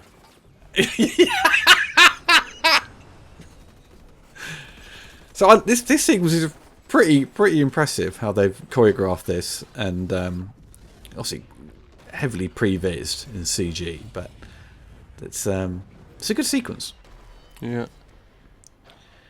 As far as those ones and zeros go, this is a good set of ones and zeros.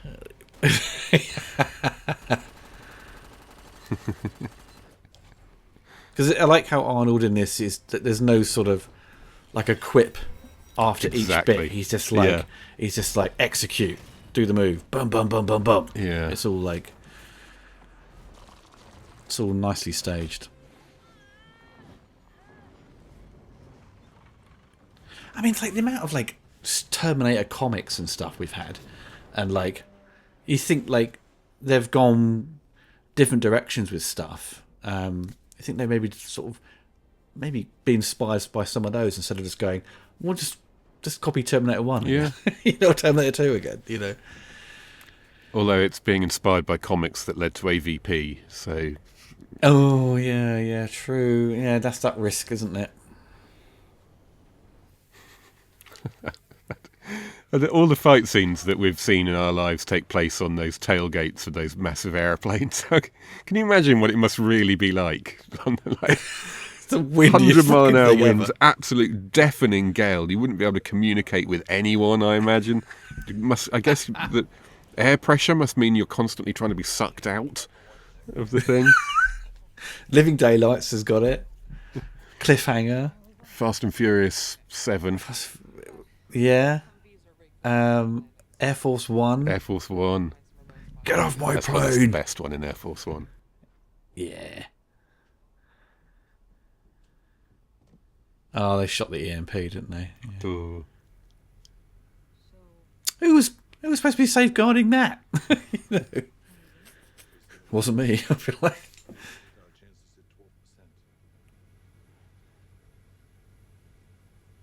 Who's flying this plane as well? Is it it's on autopilot. Autopilot, yeah. Yeah. Because she took off, didn't she, Grace? Cause she can, yeah, she knew how to fly a plane, yeah. I don't know how she knew how to fly a plane like that. It must be like in the future when she did the augmentation. It's like the Matrix. I just downloaded Jeet Kune Do into your system. Yeah, Battlefield Earth, yeah. Yeah. Yeah, if a bunch of slaves can learn to fly fighter planes when they can't even speak. The best bit in Battlefield Earth is when that cow's leg gets shot off. That's the funniest bit ever. Do you want lunch? I can't. God. In the future.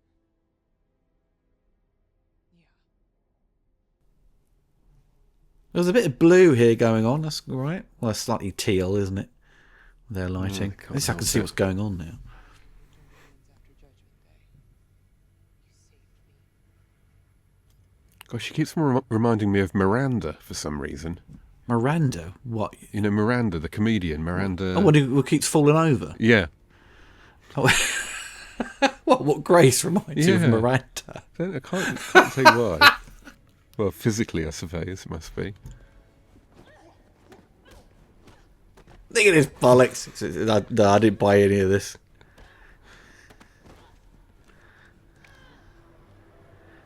And they're just like fighting over, basically, you've got food. You know. So how? This is her big speech. We've got to work together. Don't steal her food. I think everyone would result as being cannibals, right?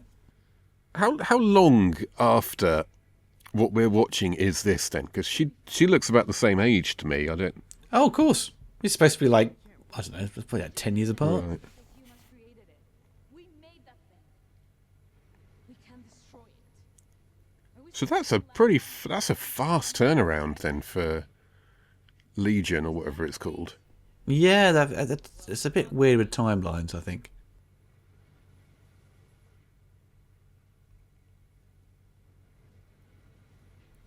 she's giving us a big speech. I'm like, yeah, well, I'm still hungry. You know, I'm going to kill her. I want that food. Actually, you look quite tasty yourself. You got a spare Just took a limb. bite out of me.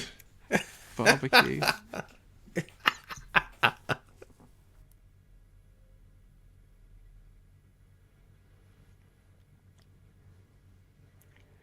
Yeah, I know it's a really stupid thing to say in so many ways, but I mean, she just doesn't look like the leader of the resistance. Do you know what I mean?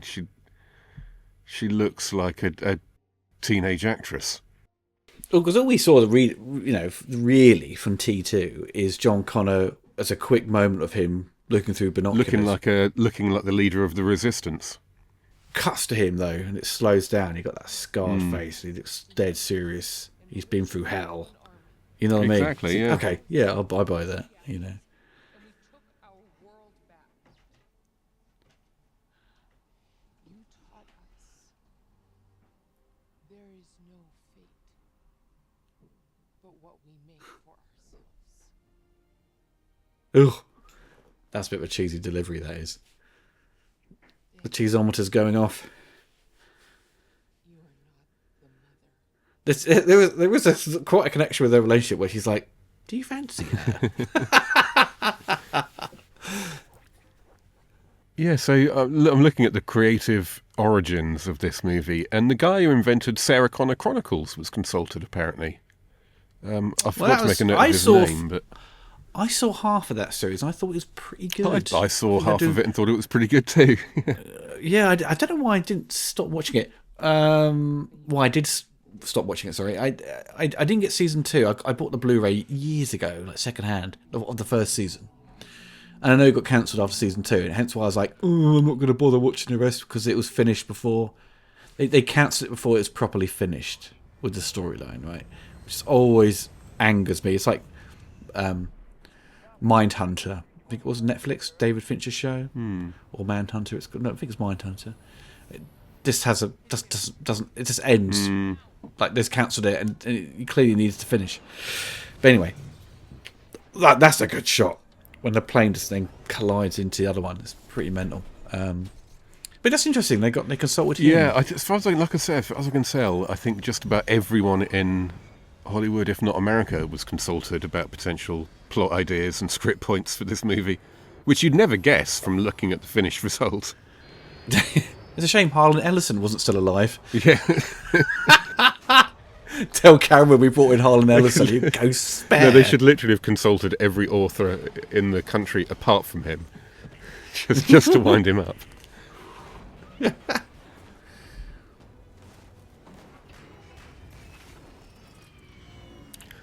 Yeah. Also, the wasn't it established in Terminator 2, or is this not canon, that John Connor went on to become a senator?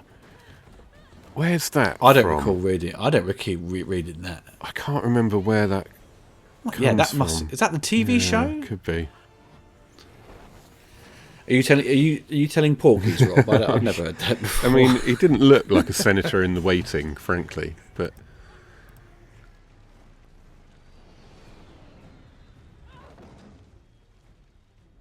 At the end of the day, if you think about it, if like Danny dies, someone else will just come along and fill her place, because that's what's happened with Connor.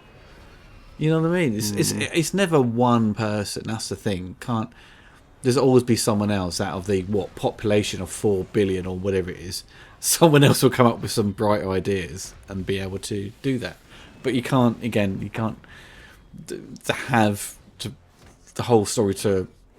The story's all got to ride on one person, hasn't it, for it to work? So, you get too logical and try and take it too seriously. Just like, well, yeah, it does fall apart if you think about it. But this is quite. that's nasty when it pulls his. Yeah, skin off. the alternative ending to T2 has John Connor growing up to become a senator. Apparently. But yeah, that's the future ending, isn't it? Like, where it's like basically the future is like Demolition Man in the background. Yeah. Like in the future, we got it's like, look at these cool buildings, and then you got him at the swings and stuff playing with the kid, right? But I don't know if he was a senator, But maybe Sarah says into the dictaphone. She's talking, isn't she? Yeah, I think she must do. Yeah. Okay. Yeah. So yeah, I mean. It does seem a bit unlikely, given that, we all know what politicians are like. Maybe having a domestic terrorist for a mother and a long string of violent criminal convictions yourself is just what the doctor ordered. It'd be quite amusing if he became like a door-to-door salesman or something, Didn't achieve anything in life. That would be a great idea for a movie or a sitcom. All the child heroes of all the great franchises, they're all living together as grown-up failures.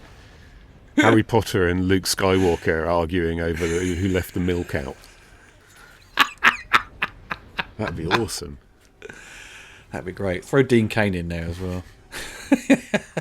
Throw Dean Cain anywhere.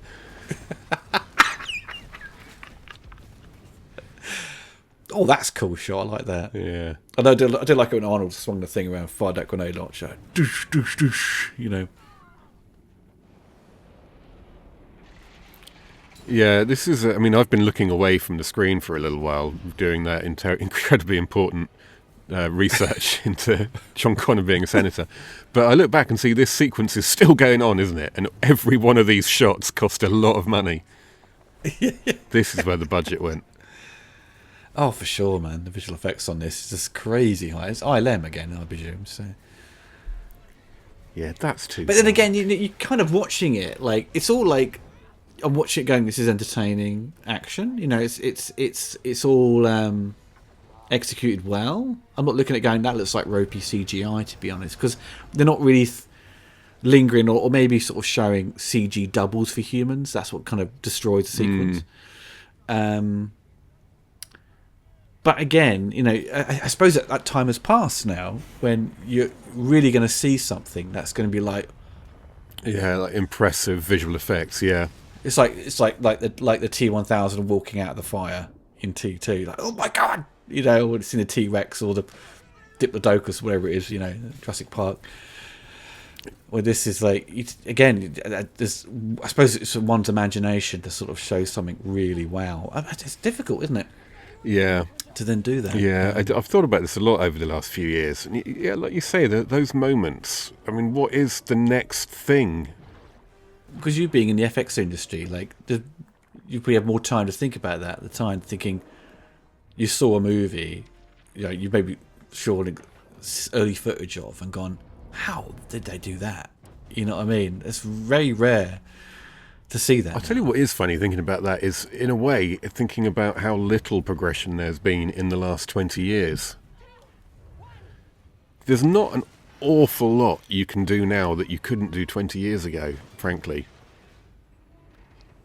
What we're seeing now is better rendering and better textures of lighting, and it's fettling, it's improving and so on, but it's like whenever you look back, if you look back 25 years from the Terminator, that's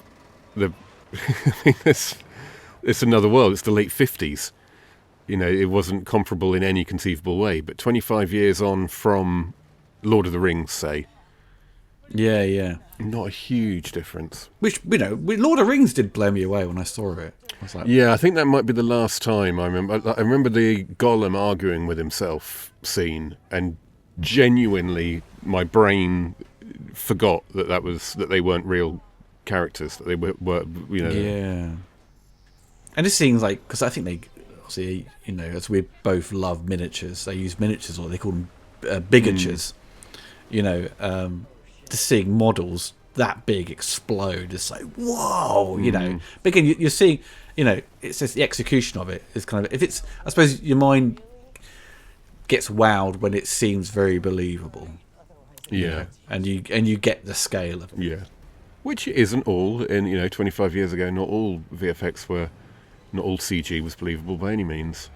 Even simple stuff in Lord of the Rings. But that is, as I always say, that does largely come down to either a lack of money or time.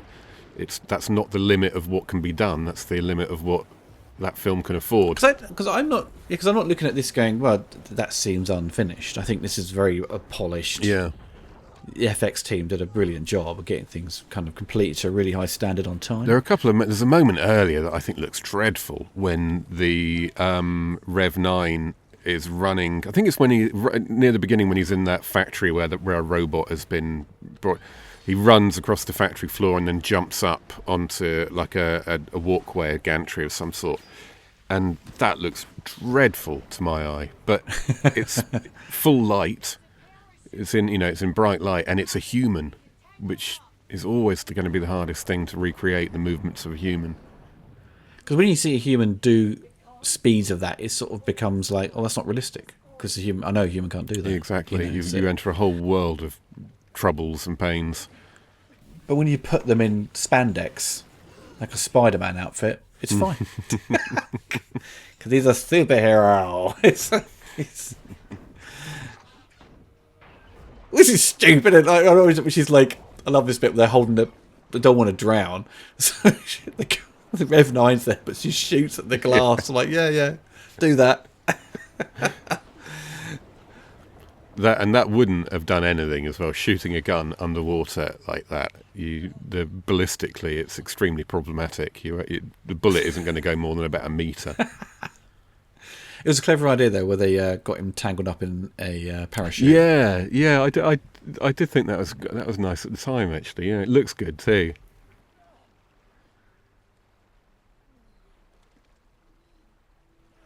But as you were saying, like basically the last half of the movie, third of it, is just action after action, jeopardy after jeopardy after jeopardy, and I think it sort of keeps that up. Yeah. I think it does a good job at that. I don't know. I lost him. We can't stay here. We gotta go. Yeah. Just like dig a hole somewhere and just sit in there and wait for him to pass by. There you go. All you got to do is hide for a little bit. Go and find a nice beach somewhere. Sit down and get your son to order you a beer.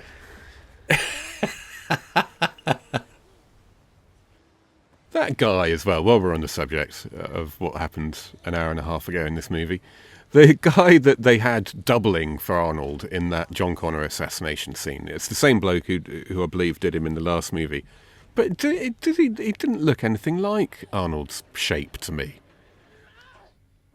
I thought we didn't like him from behind. He's too lightweight somehow. His arms look kind of thinner, I think, than Arnold's. Yeah. Arnold was just so big, wasn't he? I suppose what Arnold are you trying to compare to? Like T2 Arnold? Yeah. I think I remember we did actually comment at the time. There's the deep fake sort of stuff on the faces was really good for the time, and it still looks pretty good now. Especially with Ed Furlong. Yeah, it does. You know, must have got a little bit of money for his likeness. He did, yeah, he did. He did, and then he complained a lot about not being in the movie even more. I'm surprised. Reminds me of oh Jesus Christ, what's his name? Airwolf, Jan Michael Vincent, who's one of the worst drunks ever in Hollywood. And there's something like Entertainment Tonight did a little feature on him that's on YouTube just before he died. They're interviewing him. We shouldn't laugh, I know, but he's sitting there with the worst reputation any actor has ever had. He's had at least one of his legs removed by this point because of the alcohol poisoning. He's got an eye patch on, and he can barely talk because he's had half his throat removed. And he's just saying, I don't know why no one will hire me. I'm just here and ready to work. I just want another chance, you know, but they don't give you another chance in Hollywood. I think, Jesus Christ, mate. The number of people I've talked to have worked on films that you starred in, and they've all got the best stories you're ever going to hear. It's like, this is not a second chance you're looking for. It's 100th chance. You've only got one eye, one leg, and can't speak. No one's going to hire you, man. But yeah, that's a little bit like what happened to poor Ed Furlong, isn't it, really? Just made himself unhireable. Yeah, it's a shame, because he was really good in Detroit Rock City, you know, but you could tell, you know, he'd been taking... He's good in Pecker. Seen Pecker? John Walters film, I think. That's really good. Yeah, he's some really good performances. I think it's just unfortunately, yeah, the sort of the drug abuse and alcohol abuse kind of would always kind of catch up with you, you know. Yeah, so will the Crow 4, which is far worse than any kind of alcohol or drug abuse, in my opinion. But for Ed Furlong to be in a film like this, you'd have to lose a lot of weight. Yeah, it wouldn't make any sense either, because he's not an actor at the end of the day, is he? He wasn't hired as an actor. He was hired as that character. And he had attitude. You know what I mean? He had the confidence at that age. He was perfect for it. But I mean, you've seen him in things he's good in. I haven't. Give me the girl. No. This is a little. Do you feel it's just we need a team? There's got to be a team. They've got to all learn to work together. Yeah, I suppose you have to. There is a bit of that going on here. It took them to the end of the movie to figure that out. You know what I mean? Well, essentially they've been working as a team, but friction constantly there, which is a classic trope, I suppose. It's just like the Avengers, they have friction. They've also got a useless person with a useless weapon, just like that woman with a chain. Of all things to pick, a chain.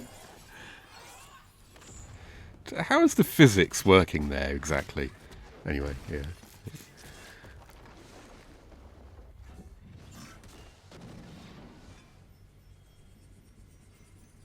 Yeah, like watching this for the second time in 2 days, I'm warming to him, I should say, Gabriel Luna. I really didn't notice him much originally. Is he like sort of Mexican Scott Atkins or something?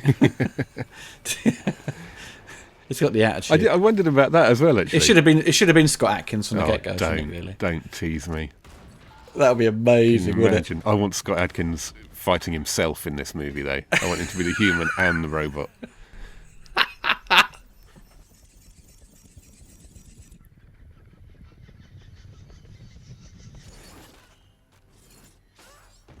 So, like, yeah, I don't... Taking his legs off? Oh, because he's great. Oh, that's the double. His chain has the power to tear a Rev 9 Terminator in half just by being...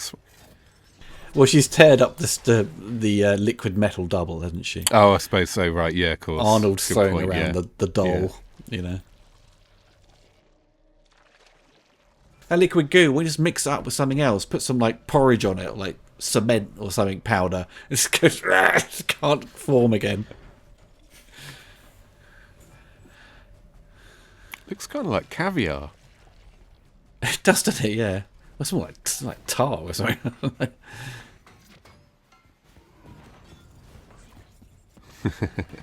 Nice. That's quite a cool power charge there. Just waiting forever just to get him into that engine behind him, whatever it is. Yeah, what is that? Do you know? It's just part of the system to keep the what was it? Operate the dam. Oh, they're in a dam, aren't they? I forgot about that.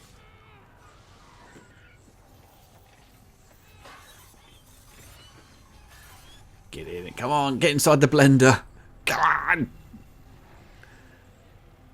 She has to. Oh yeah, she pulls so hard she pulls her skin off, doesn't she? Just to break his mouth. This is a. Oh, that's a Ghost in the Shell moment. Yeah, that isn't it. I've got to try and get Arnold out of there. Come on, Arnie! Oh, look at him, poor old man. He's scared. Yeah.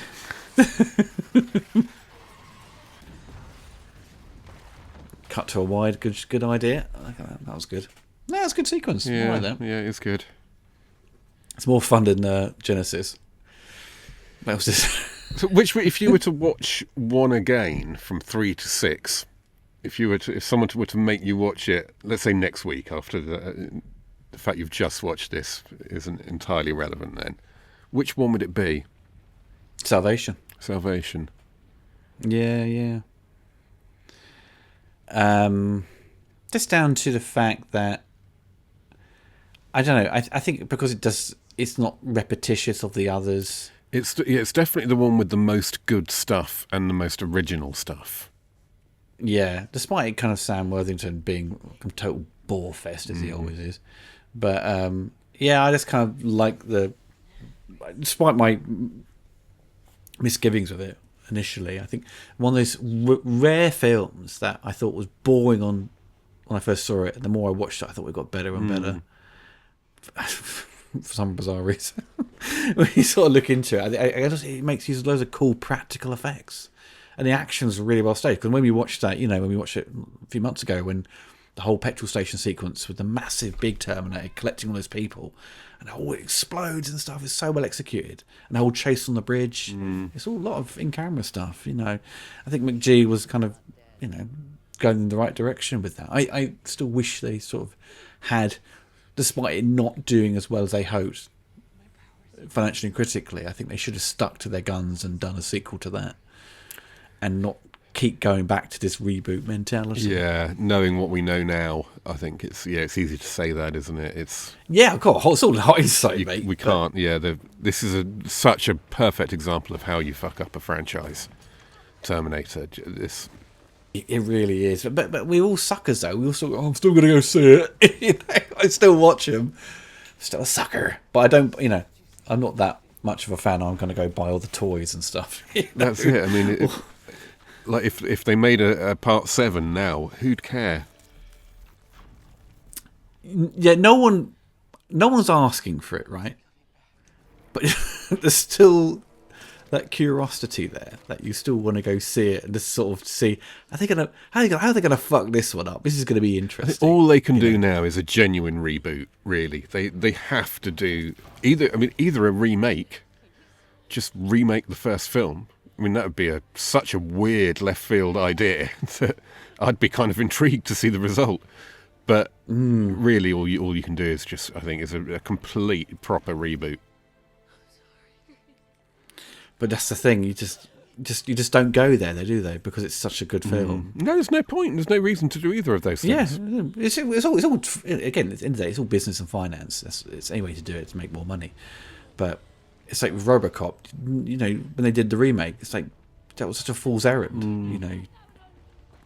And make it a PG-13. It's like, no, don't you learn your lessons from RoboCop 3? That's a strange one as well, because RoboCop is nowhere near was nowhere near as popular and successful as I think people often sort of think it is, if that makes any sense. Because it didn't make anything like the kind of money that all of its contemporaries that we think of now as 80s classics did. Yeah.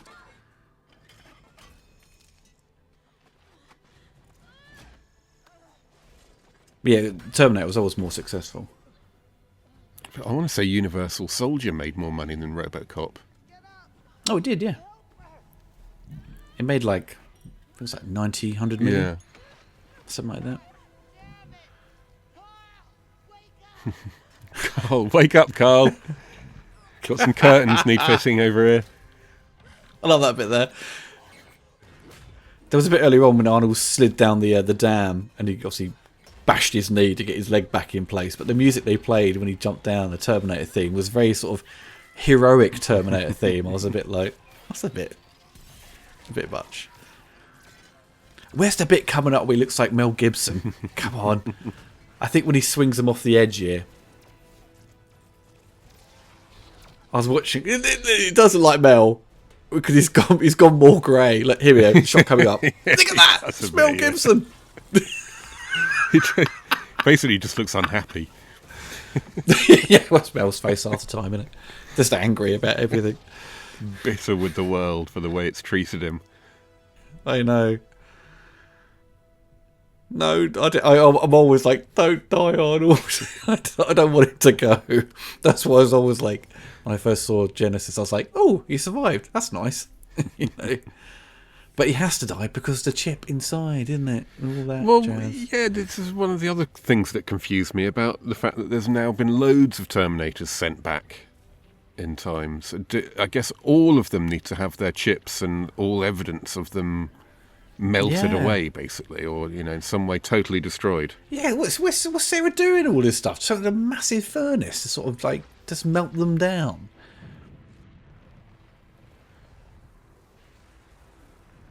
Mel's on fire. John, oh fuck off. John, it's a robot. For McG. And all the other innocent victims of the Terminator.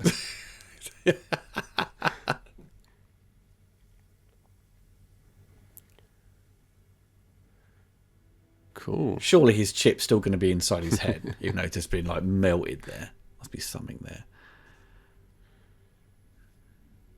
You can still see.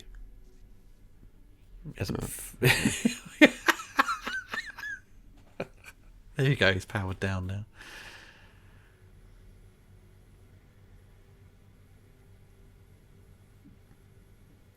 Right, I now need to get the hell away from this crazy woman.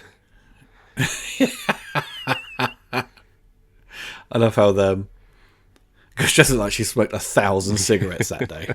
We had when it cuts back to the next day where I think obviously Danny goes to visit Grace as a teenager at school. Yeah. What did you make of that? I thought this reminded me of Genesis, where they go to meet Carl Reese as a kid at his house. It's an awkward moment. That was weird. Yeah. And Sarah Connor being like 4 foot tall, Who are you? What's going on? I hadn't quite grasped the time differences involved here, so I didn't realise immediately that this was meant to be Grace that they were looking at. I couldn't figure out what was going on. Yeah, because Grace, when you had the flashback earlier, when Grace saw the plane fly down, that was like kind of around the same time as this now happening, right? So it's all happened quite close, but they've not. They've gone back to stop Danny, but they haven't. Like, Sarah's unaware of Legion, so there's no in the background. There's no build up of Legion. That's also another major fault of it. There's no build-up of Legion. Yeah, why not? So why there's no talk about it? There's no talk about it in the press or like the news junkets. And there probably should be once you think about it, because so now Danny now has to go from complete nobody to famous leader of the resistance in a time frame that doesn't involve her visibly aging. Yeah. And that involves her aging from whatever she is now. So it's literally like you're talking about 10 or 15 years, aren't you? If that. But you say there's nothing. They don't talk about Legion at all in the background, like what in the contemporary time, right? Like the building blocks of it. Maybe that should have been addressed. I get maybe that was for the sequel. I guess it was all going to be about fighting Legion. It's another trilogy, guys, that ain't going to be fulfilled. Don't go out with the mindset you're going to make a trilogy. No. Just go out to you're going to make a film, start, middle, and end that works on its own. This does, inherently work on its own. But you have to sort of go into the mindset that it's running off the back of other films, and it's still a semi-sequel to T2, because you've got Linda Hamilton and Arnold. But, yeah. Tom's scores, not as good as Bradford Owl's. No. Another... sounds too much like an orchestra. It needs to be proper, like, analog synthy fucking sounds, That's what it needs. We made it. We made it to the end. We've done an entire series now, I think. We did, yeah. It's taken, God, I don't know, 8 months maybe. But so I asked you at the beginning, was this the best of the sequels or the worst? Do you think it's the worst, or do you think it's the best, or maybe just maybe it's a bit of a stretch, maybe it's like middle?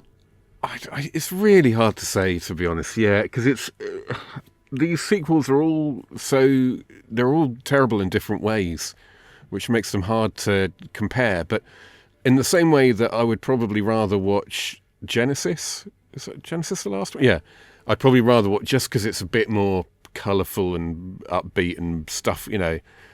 This kind of falls into that same category, in that I did kind of enjoy it, and I'd probably rewatch this one now more before any of the others, because this has also got the whole Linda Hamilton being hilarious thing going for it, which none of the others have any good bad credentials, whereas this one did actually make me laugh, and the action is really freaking good.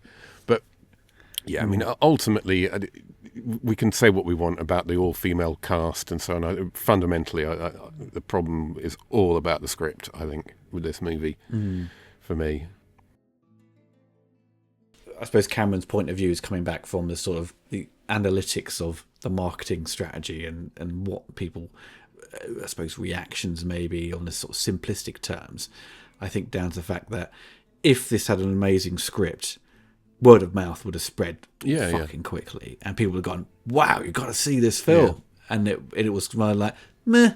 If either Grace or Danny were proper, developed, meaty central characters, I don't think we'd be worrying about the all-female cast, or the largely female cast. I would just be worrying about the script. But David S. Goyer was one of the writers on this as well, along with most of Hollywood. And if ever there's a writer with a mixed CV, it's David S. Goyer. Everything from Kickboxer 2 to Batman Begins. And Demonic Toys. He used to work with Full Moon, didn't he? I think he wrote Demonic Toys. I think he wrote Death Warrant as did. Well. He did write Death Warrant, yeah. I think that's one of his first scripts, wasn't it? Or maybe Kickboxer 2. I don't know. Electric Boogaloo. Kickboxer 2 would have been about the same time, yeah. And Demonic Toys would have been before that, I think, actually. But only a little bit. So this is, I suppose most people's consensus was, if you look at you've gone like the wiki and look at the sort of reviews, it's seen as the best of a bad bunch, which is kind of fair to say. But it's still not a ringing endorsement, is it, to see a film? It's all right. Do you want to go spend like 15 quid to go see it? Nah. That's the thing, isn't it? It comes out at a time when, cinema prices are really expensive. Do you want to go see a so-so movie? No, I don't. It's basically just a remake anyway of one you've got at home that's much better. Yeah, for sure. And that's the thing. I mean, it's like, I'm not bowled over by the photography of the film. It's got inconsistencies, and it's got, as you say, good action. Arnold's really good in it for what he does. He doesn't need to be in it, though. Creatively, it doesn't do anything special. It could have been something more interesting if, I suppose, Tim Miller got his way and James Cameron didn't get in the way, But if Cameron's going to have that position on these sequels moving forward, he's got to direct it himself. Don't hire someone else and let them kind of be, cornered creatively or have their career screwed up afterwards, because it's going to be a massive effect on them as well. Because it does sound like, I've found in my notes while we were talking a minute ago, it was Tim Miller who came up with the idea of switching the time travelers, so that it's the heroes who go back in time to try and kill the villains, and it was indeed Cameron who nixed it. So when you think about what Tim Miller wanted to do.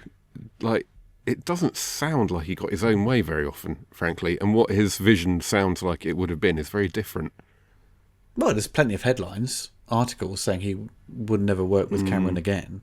But I think they did sort out their friendship, though. I think they did try and... Yeah, I've interpreted it as Tim Miller Let's just remain saying, friends. Professionally, this didn't work, and professionally, I don't want to work with you again. But I'm not aware of it getting personal or... Yeah. Because there's no need for that. But yeah, unfortunate. I mean, obviously, with this being a modern movie, we've got the war memorial or credits.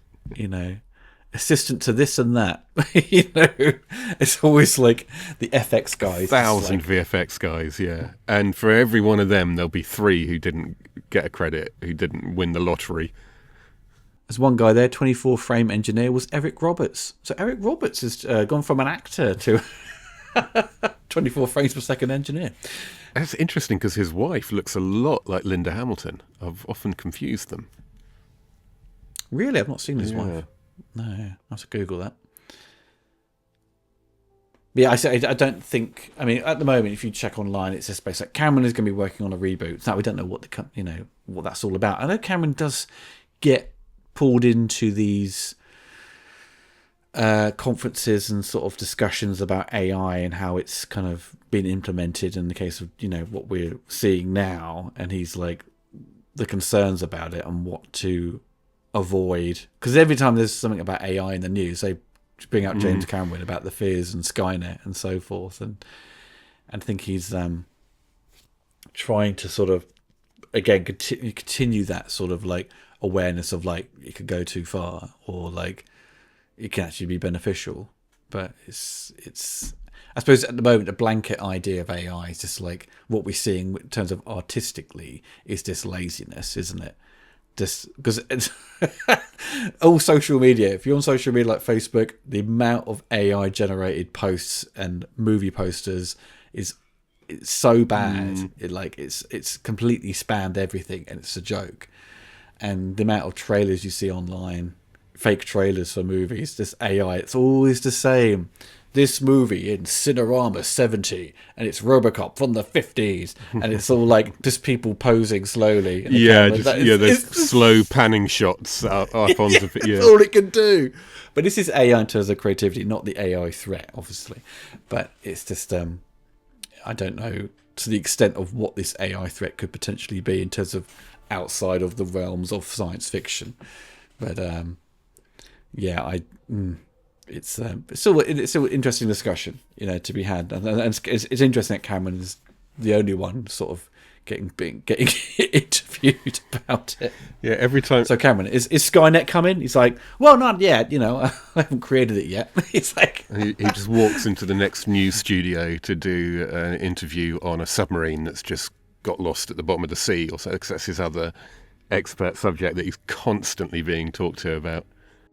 Yeah, he did, didn't he? Yeah, because he said he knew anyway that it was gone for, before everyone thought that something was wrong,